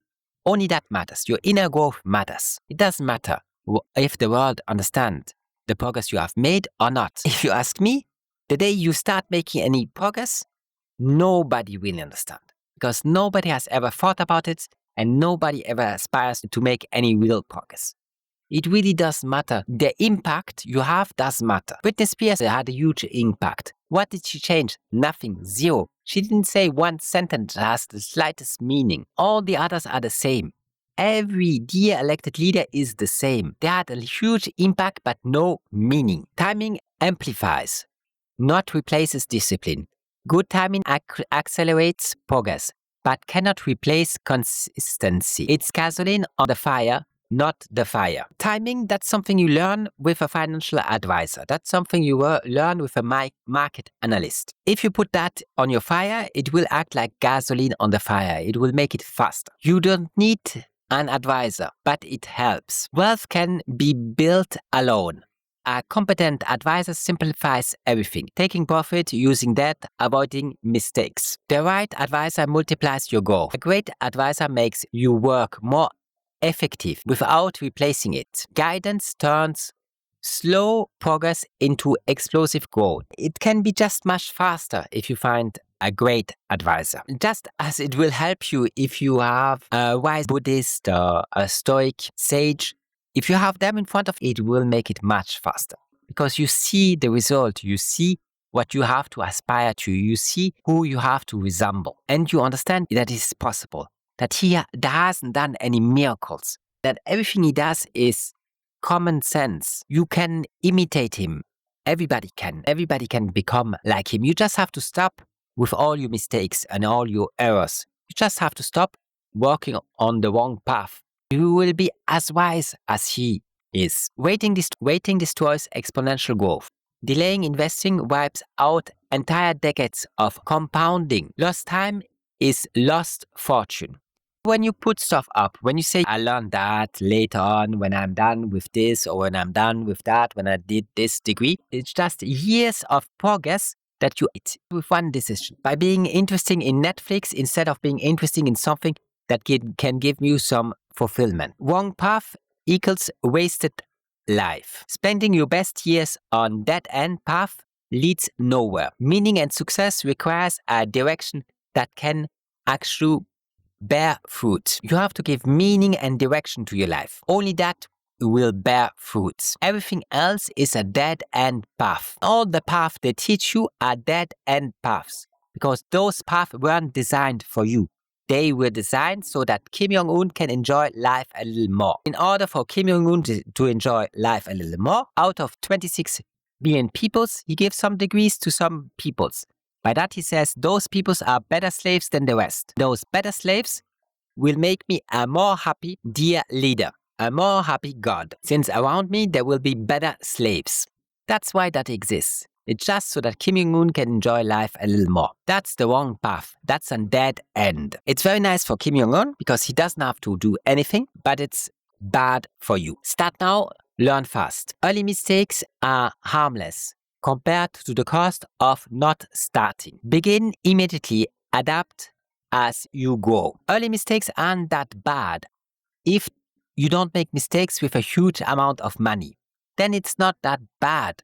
Then it's the occasion to learn, to realize that you went in the wrong direction and to choose a better direction. Early mistakes aren't bad. Of course, it's not great if you do it with 700 millions like Britney Spears. If not, it's not that bad. How are you going to manage 700 millions if one day you have it? If you can't even manage 700 USD, how are you going to manage 700 millions? If you're incapable of managing 700 USD, you won't be able to manage 700 million. You have to start learning one day. You cannot learn unless you start thinking. If you have never listened to somebody who thinks, have never seen somebody who makes the right decisions, then you won't make the right decision. Advisor optional, acceleration guaranteed. You can do it alone. Guidance, shortcuts, confusion. Without guides, there will be a lot of mental confusion. If you want fireworks instead of candles, use help. I'm not immortal. There will be a day you can listen to this, but you won't be able to reach out to me. Now, you still can. A decade of delay costs millions. Starting at 35 instead of 25 raises multi-billion-dollar outcome. Time beats income. It's more important that you have time on your side than income. You should start as early as possible. When you're 25 years old, it's already too late. It's not already too late. It's never too late. I want my kids to start much earlier than that. As soon as they have reason. They can have at 12 years old. Some might have it at 8 years old.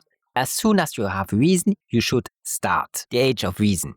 As soon as you can think and take decisions. Early investing beats high income. Small contribution early outperform large contribution later. Time in the market is the real superpower. Start the moment you can think. The earlier you understand and act, the larger your future becomes. Begin as soon as reasoning is possible. As soon as reasoning is possible, you should start thinking and you should start acting. Most people want to do that. They don't do it because they don't know that it's possible and they don't know what to do. It's not that they don't want, it's that they don't know any better. And they don't know any better because nobody has ever talked to them.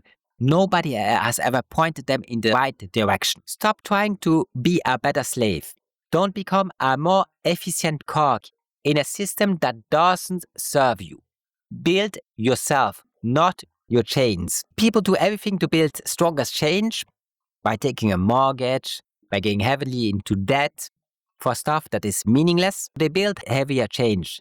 They waste 30 years on the life, on a career that they don't even like and they don't even want to spend time in. Once you have spent 30 years, well, then you don't want to stop after investing so much time into it. They build stronger change. They don't build better character. They don't build themselves. They just try to make sure that Kim Jong-un has a more delightful life, that they can be for him a better slave. That's all they want. Build many skills for meaning, not money. Most skills won't pay, and that's fine. They give life richness and identity. Most stuff I do, 9 out of 10, will not make me any money. That doesn't matter. The only thing that matters is that the one thing that makes me some money makes enough money that it pays for all the rest. That's all that matters. The other skills will give a lot of meaning to your life if you look inside and if you judge them on your own opinions and not on the opinions on the people around you, not on the opinions of social media, comments, but your own opinion. You look at your work, you produce it. It has meaning to you, and that's all that matters. Then there needs to be just one thing that makes you enough money, and you're fine. That one thing is not so easy. It's a habit. Once you understand it, you do it on autopilot, and it produces a good result over time, not immediately. It's not a quick fix thing. It's not something that makes you wealthy from one day to the next. It will, but it will take time and effort and discipline. One skill is enough. You don't need 10 income streams. One strong, reliable skill can found your life. That skill, a kid from 16 years, a kid from 8 years old can start learning it. Or somebody who is 80 or 90 years old can try to understand and start doing it. I want to say it's too late. It's never too late to start. If you waited so long to look inside, if you waited so long to do something for yourself, you have wasted all these years for somebody else, for the dream of somebody else, that somebody else can enjoy life a little more. Instead of thinking about your own life and your own financial freedom, your own inner well-being, you just thought about somebody else and his law and his opinions. You never ask yourself the right questions that could give some meaning to your life. Simplicity makes wealth easier. The less your lifestyle demands, the faster you reach freedom. Low needs equals high autonomy. People want to acquire, while they're still broke and have nothing, the most expensive stuff. That is not possible. That you can do once you have mastered the things I'm talking about. Once that is 5% of your net worth. Once that is 1% of your net worth. Then you can start buying the stuff that you find so expensive. Because even if Kim Jong-un takes it away of you, it will be only a loss of 5%. You will easily make it back. But that is 1,000 times your net worth, well, then it's madness. Then you shouldn't even think about it. The less your lifestyle demands, the faster you reach freedom. Low needs equals high autonomy. You need low needs. You have to stop aspiring to the most expensive stuff. People not want stuff. But not just any stuff. They want the most expensive stuff. Only that matters to them because the price tag is high. It's not because they need it. It's worthless. But it is important to them. It doesn't add anything real to the life. But it is important to them because the price tag is so high. It is way beyond what they can ever afford. That's why they admire it. They don't look at utility. They look at status. Competence comes from long, hard experience. Only years of effort, pressure, and mistake create real skill. Competence cannot be faked. You cannot fake competence. You have to go through the learning curve. You have to go through the pain. You have to invest all the years. You have to never give up. Doesn't matter what obstacle life throws at you. Only that will build real competence. Risk management requires wisdom, not luck. With competence comes calm, handling of volatility. Mentors speed the journey, but cannot replace effort. Mentors cannot do everything for you. They can help you, they can point you in the right direction, they can assist you, they can give you wise advice. It's not enough. You have to work the path. You have to grow on it. You have to build your character and your mental strength. You have to start thinking for yourself and not listening to opinions. Mentors can tell you that over and over. If you don't listen, if you don't do the effort, if you don't find the courage to go through the pain of the learning curve, then it will never materialize. Then it will never happen. Character must be strong enough for the swings. If your emotion collapses during downtime, strategy won't save you. You need as well patience as resilience. And they are mandatory. You must be able to endure pain. And that will come during the downturns. That will come when everybody around you will mock you. When everybody around you will despise you. When everybody around you will tell you that you are a fool and that they are so awesome because somebody put a cross on a piece of paper for them. As long as you think that that's the truth, well, you won't grow and you will never take any real decision, not for your health, not for your internal peace, not for your family, not for your financial wealth. As long as you think that those kind of people can be of some real help to you, you're mistaken. They can do banalities for you. They can prescribe you a pill, but an AI will do it much faster and much better in a very short period of time. It's like if I want to know something about a historical figure, about a dead civilization, AI can answer that question. It won't change my life unless I start thinking about it, unless I make something out of it. That they cannot teach, that they do not know, because the school of Kim Jong-un does not teach that. Action creates clarity, not opinions. Reality teaches more than advice. Action wipes away confusion instantly. You have to go through action and you have to look at your results and you have to try again and again because most of the stuff you will do will fail. You won't get the result out of it. Even with philosophy, there, according to me, the progress will be the fastest. But still, you won't get the result out of it until you go through the pain curve, through the valley of death, to the valley where everybody dies. If there you keep standing and walking, then there will be a moment that every promise becomes reality. But you have to come out victorious. It's a battle, and you have to come out victorious. You have to be able to endure the pain. The more pain you feel, that's not a reason to stop. That's a reason to keep on doing it. Because this pain will allow you to grow. It's easier than you think. Once you begin, the path becomes simple. You don't need to be a saint, just consistent. You just need to be consistent and never give up.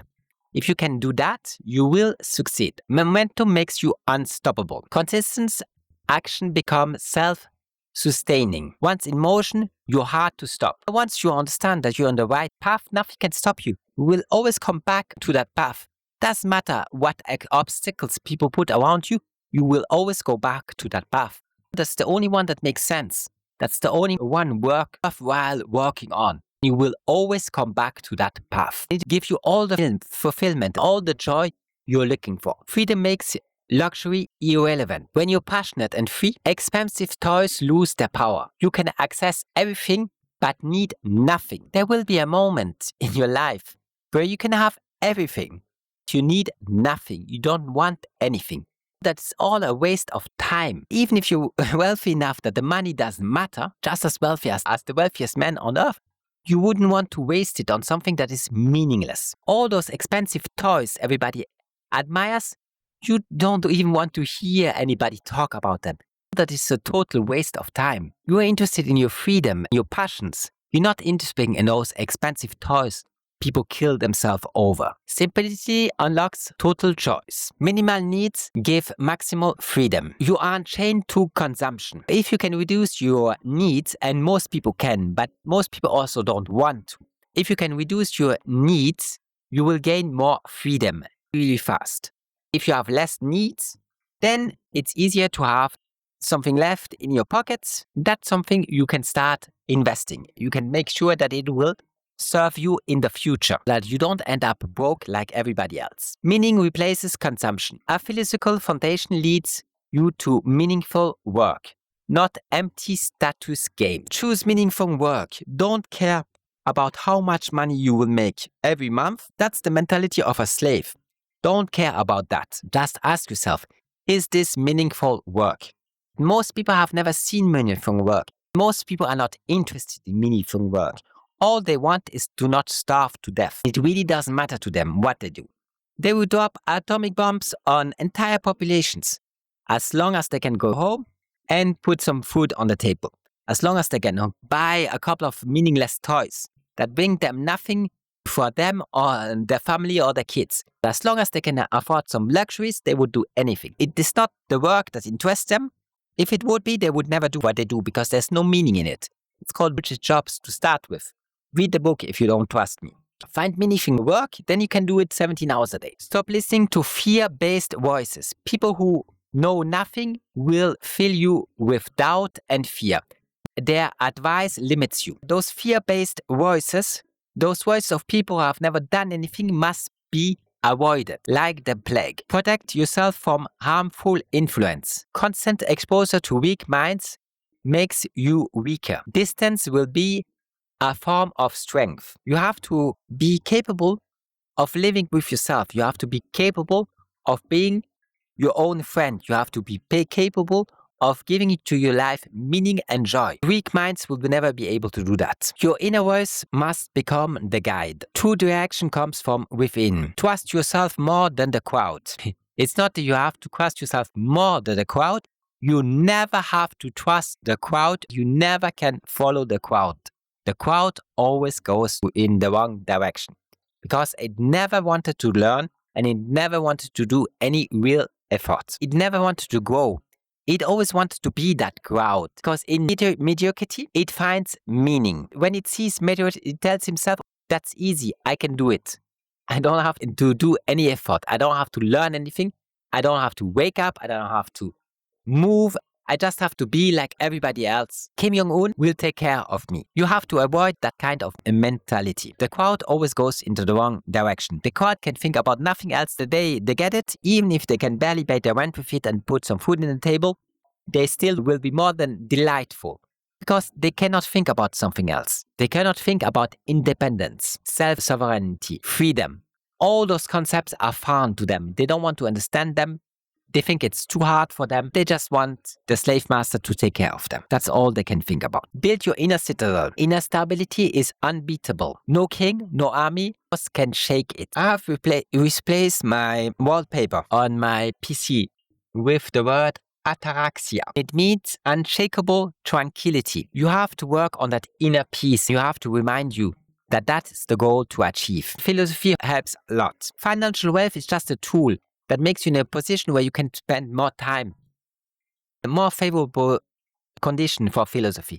But even if I would be on the streets, even if I would be in a prison cell, I would still do exactly the same as I do. I won't be able to write books then. I would not have been able to write 5 philosophy books. I would still do the same. There's never a moment in your life where you shouldn't be philosophic or you shouldn't read the ancient sages that came before me, or you shouldn't read my books. There's never a time for that. There's never an occasion where you should put it aside. It should be always fresh in your mind and you should always come back to it. It's very comforting. It's very appeasing once you understand it and you are capable of approving it. Financial freedom is within reach. In developed countries, most people can achieve it with discipline. Contact is easy if guidance is needed. You have found this channel. Well done. This is already better than what most people have. It does not matter if you are wealthy or poor, if you are beautiful or ugly, if you are intelligent or dumb. It does not matter. All that matters is that you start, that you have a willing to stand up and start working in the right direction. The result will follow. It will take time, but they will follow. It will be beyond what you can imagine. You have to give it time. I'm not a magician. I can't do any miracles. It will take time. You have to deserve it. And you have to prove to yourself that you're worthy of deserving it. And that will take time. But it will happen. It's not that hard. Just start walking on the right path. You will get much closer to the goal that you could ever dreamed of. Invest your life into what can be taken. Time and effort should build permanent assets. Skill, strength, identity. No one can take these from you. What you do must make you better. It must make you better in a way that is lasting. Girls always chase beauty. That beauty is very ephemeral. You have to invest your life into what can't be taken. Time and effort should build permanent assets. Skill, strength, identity, character. No one can take these from you. Life is very short. It will pass much faster than you can expect. You should not waste it with something that somebody can take from you, like Kim Jong-un or anybody else. Inner wealth is the only safe wealth. Character and knowledge survive all circumstances.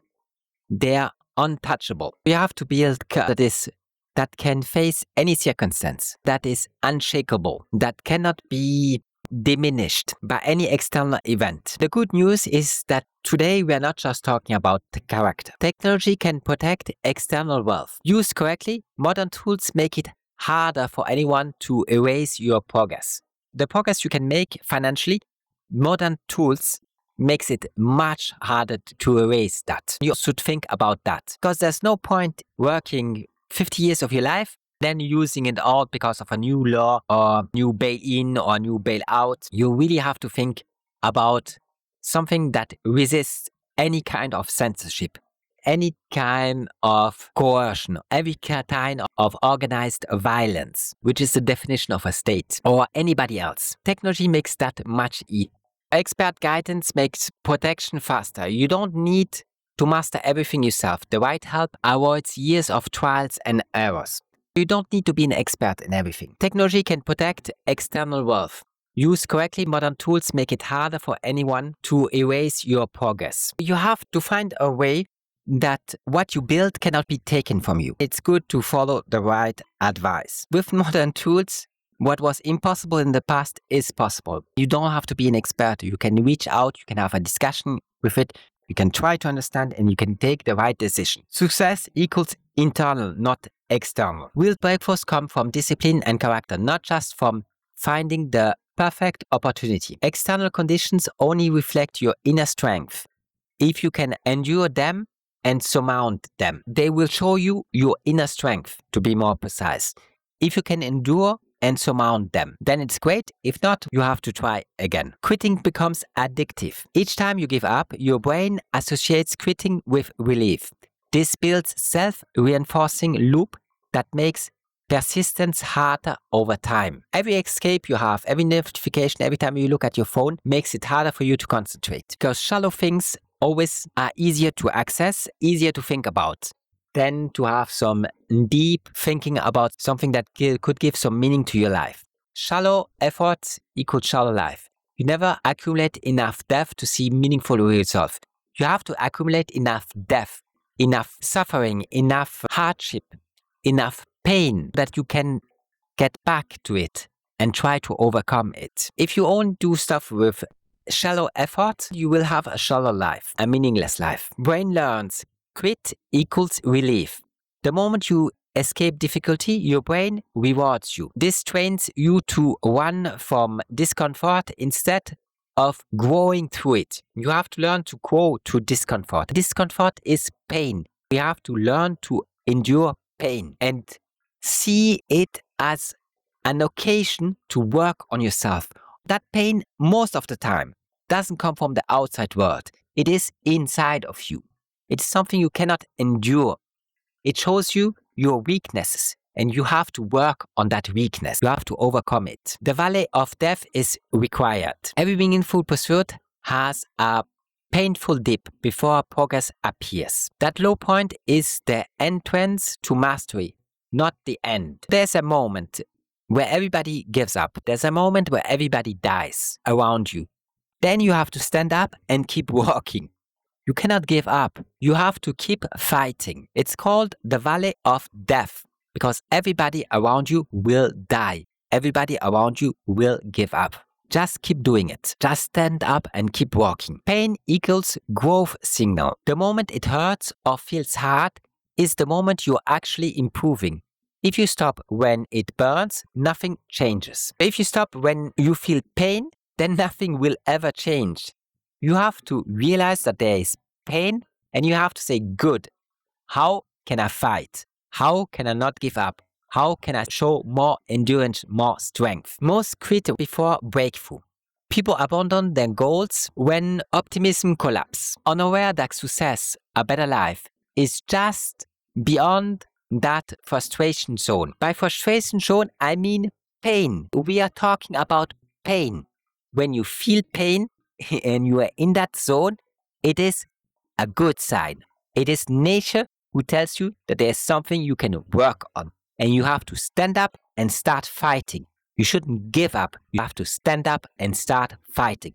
Without that signal, there would be no reason to make anything with your life. You have to feel pain and you have to start fighting when it appears.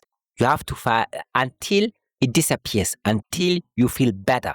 Through your effort, through the hardship you endure. You cannot put it aside. There's no shortcut, there's no trick, there are no drugs that can give you happiness.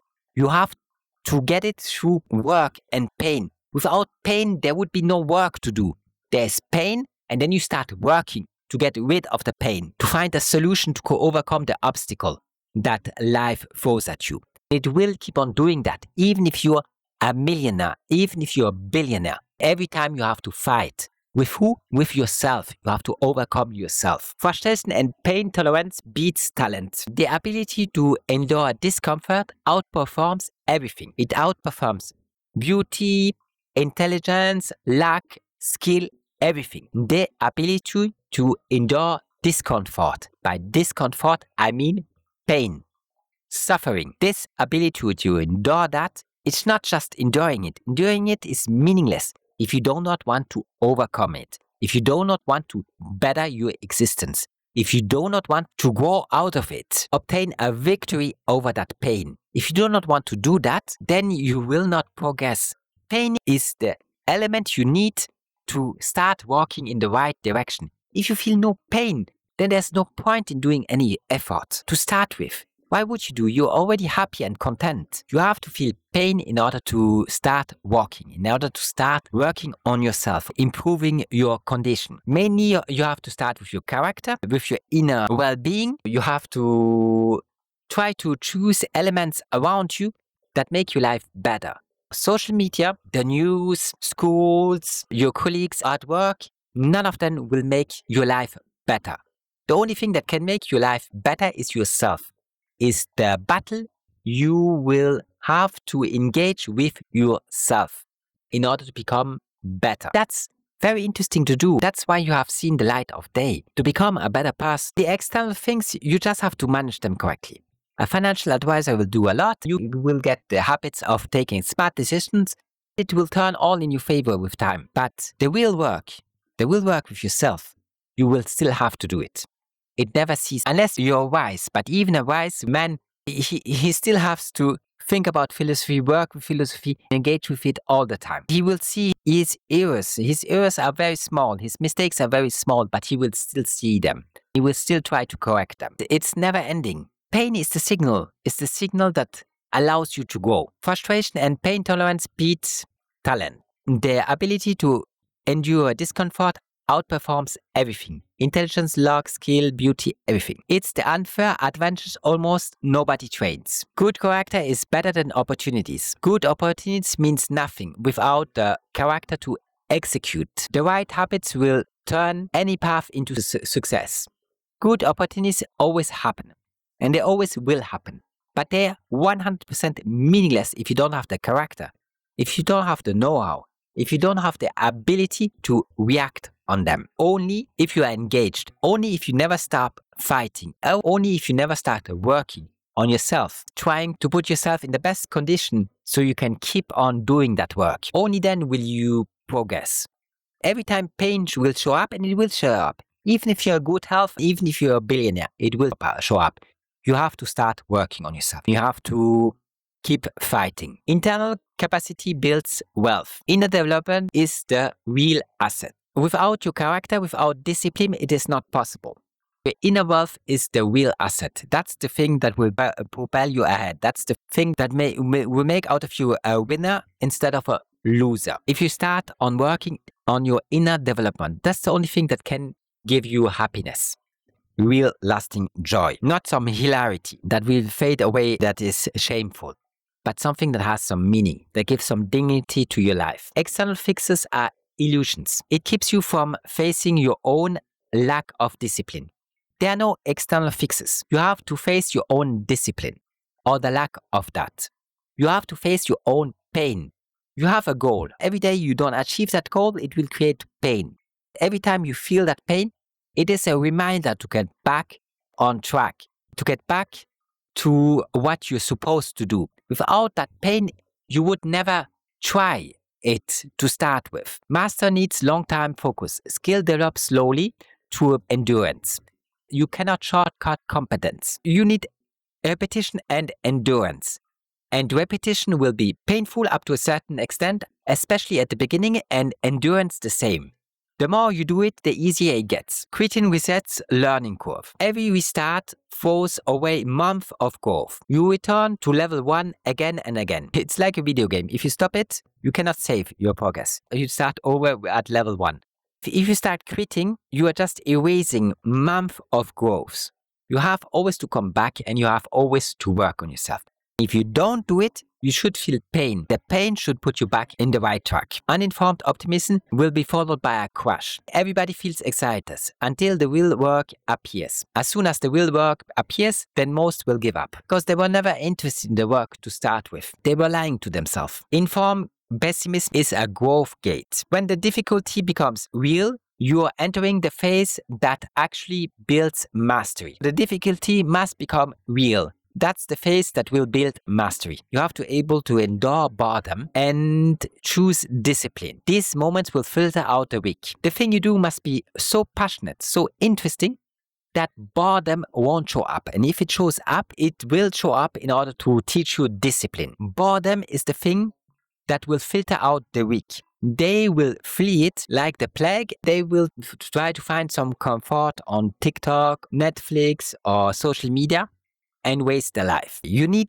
boredom in order that you can think about your life, make something meaningful out of it. If you have all those distractions, you will never feel boredom. Without boredom, you can never inquire about your life, think about it, and overcome the pain of existence. You can train yourself to handle more discomfort, just like lifting weights. More tolerance equals more progress.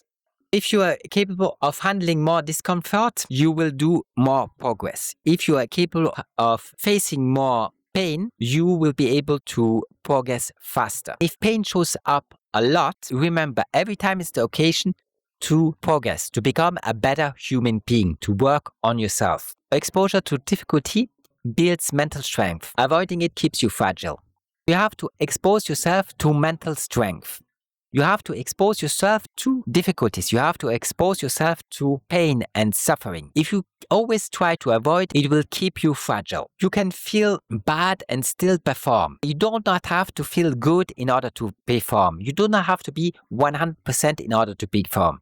You can feel bad and still perform. Your actions don't need your emotional permission. If it's really too hard, if you really feel too much stress and too much anxiety, start with meditating. Meditate for 1 or 2 hours, then try again to work. Calm yourself with meditation, then get back at work. Act even when feeling sucks. Action in darkness is where results come from.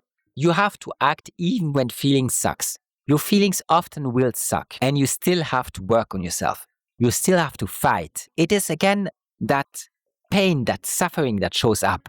But that is necessary. Without that, you cannot grow. You have to learn to act in darkness. By darkness, I mean without anybody praising you, without anybody applauding you, without anybody showing you the right direction. Because most people around you will never be able to do that. They don't know that. They have never learned that. They went to the school of Kim Jong-un. What do you expect? Discipline creates momentum. Consistency accelerates progress exponentially. The more days you stack, the easier it becomes to continue. The more you do something, the easier it is to continue it. The interruptions are hard. They make everything painful. They make coming back to it, starting over, difficult. Never stop. Always keep on track. Every time you feel pain, stand up and keep walking. Character produces results. If you start walking on the right path, winning will become inevitable. Build the traits that make winning inevitable. Everybody can win in life. Everybody can become a wise man. Everybody can become wealthy up to a certain extent, especially in developed country. It's much harder in developing country. If you are wise while everybody is foolish, you are already a winner. Everybody can be wise. It's not that hard. You just have to pick up the right book. You just have to start working on yourself. All the Stoic sage will teach you that. Habits make your path work. With discipline, any half-decent opportunity can flourish. Without it, even perfect opportunities will fail. You need discipline and never giving up and always keeping working on your skills.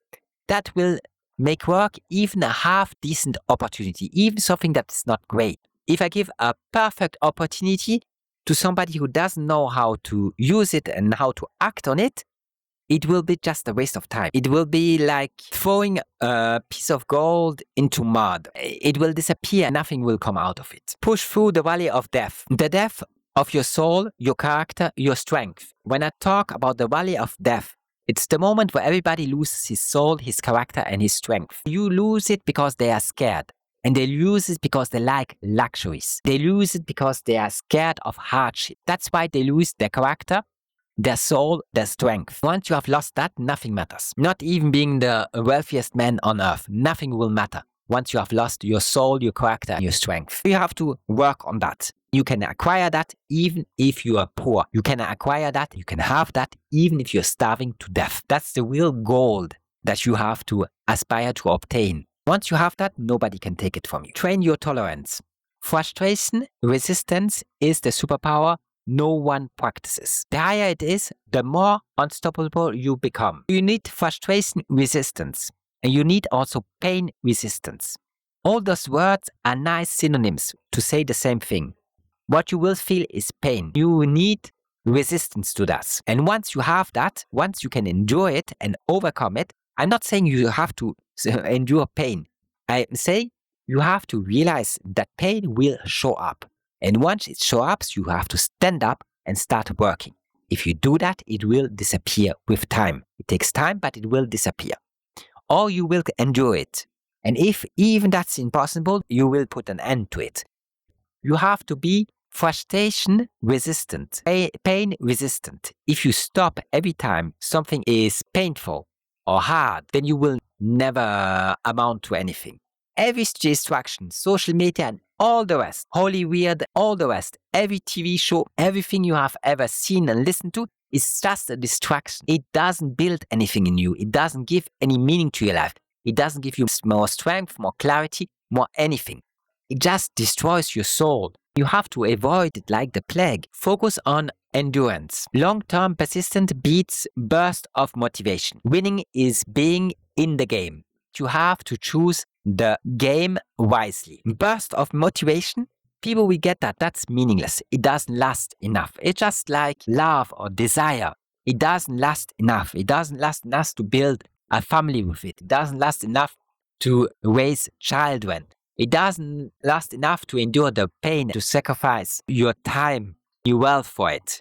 You need long-term persistence. That only reason and wisdom will give it to you. And the ability to endure pain and not complain, but stand up and fight. Winning is being in the game. You have to choose the game wisely. Once you have realized in what game you want to be, then the idea is to be in that game as long as possible. Because it's only with experience and time that you will get better at it. Yes, you have to choose that game wisely. If not, it's a waste of time. Character drives wealth.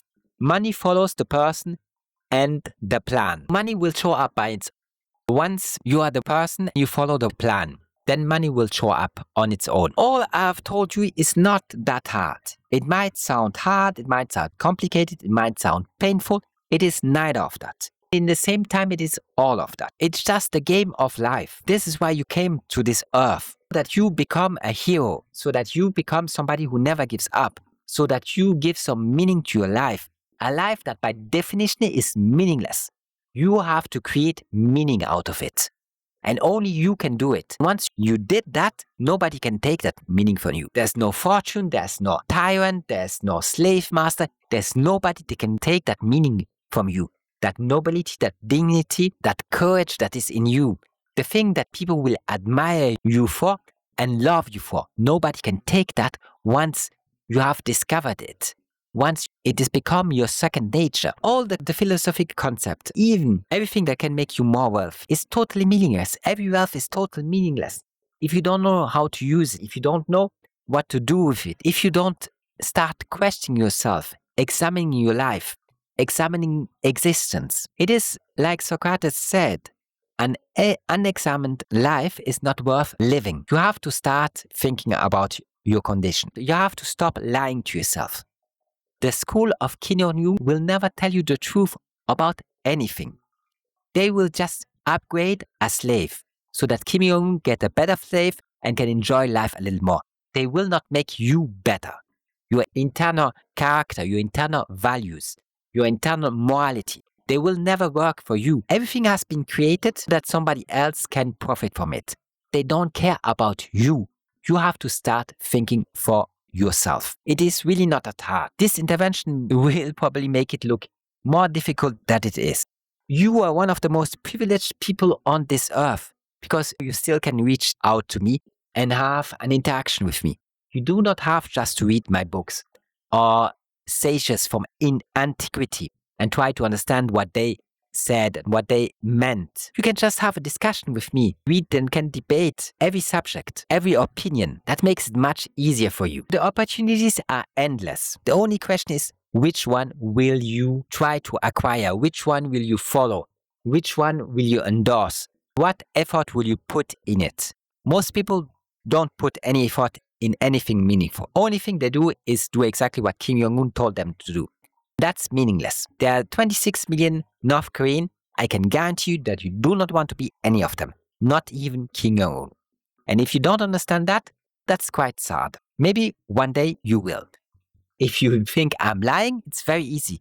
Just go visit it. Spend some time in North Korea. Be very careful because they will execute you for anything you do or say. If you do exactly what they say, if you follow the guide, if you look and talk as you're supposed to, just as in school, then maybe you survive and maybe you see what hell on earth is like. That being said, enjoy your day. I wish you the best. And as soon as I find the time, I have a new subject to talk about, I'll get back to you. Take care.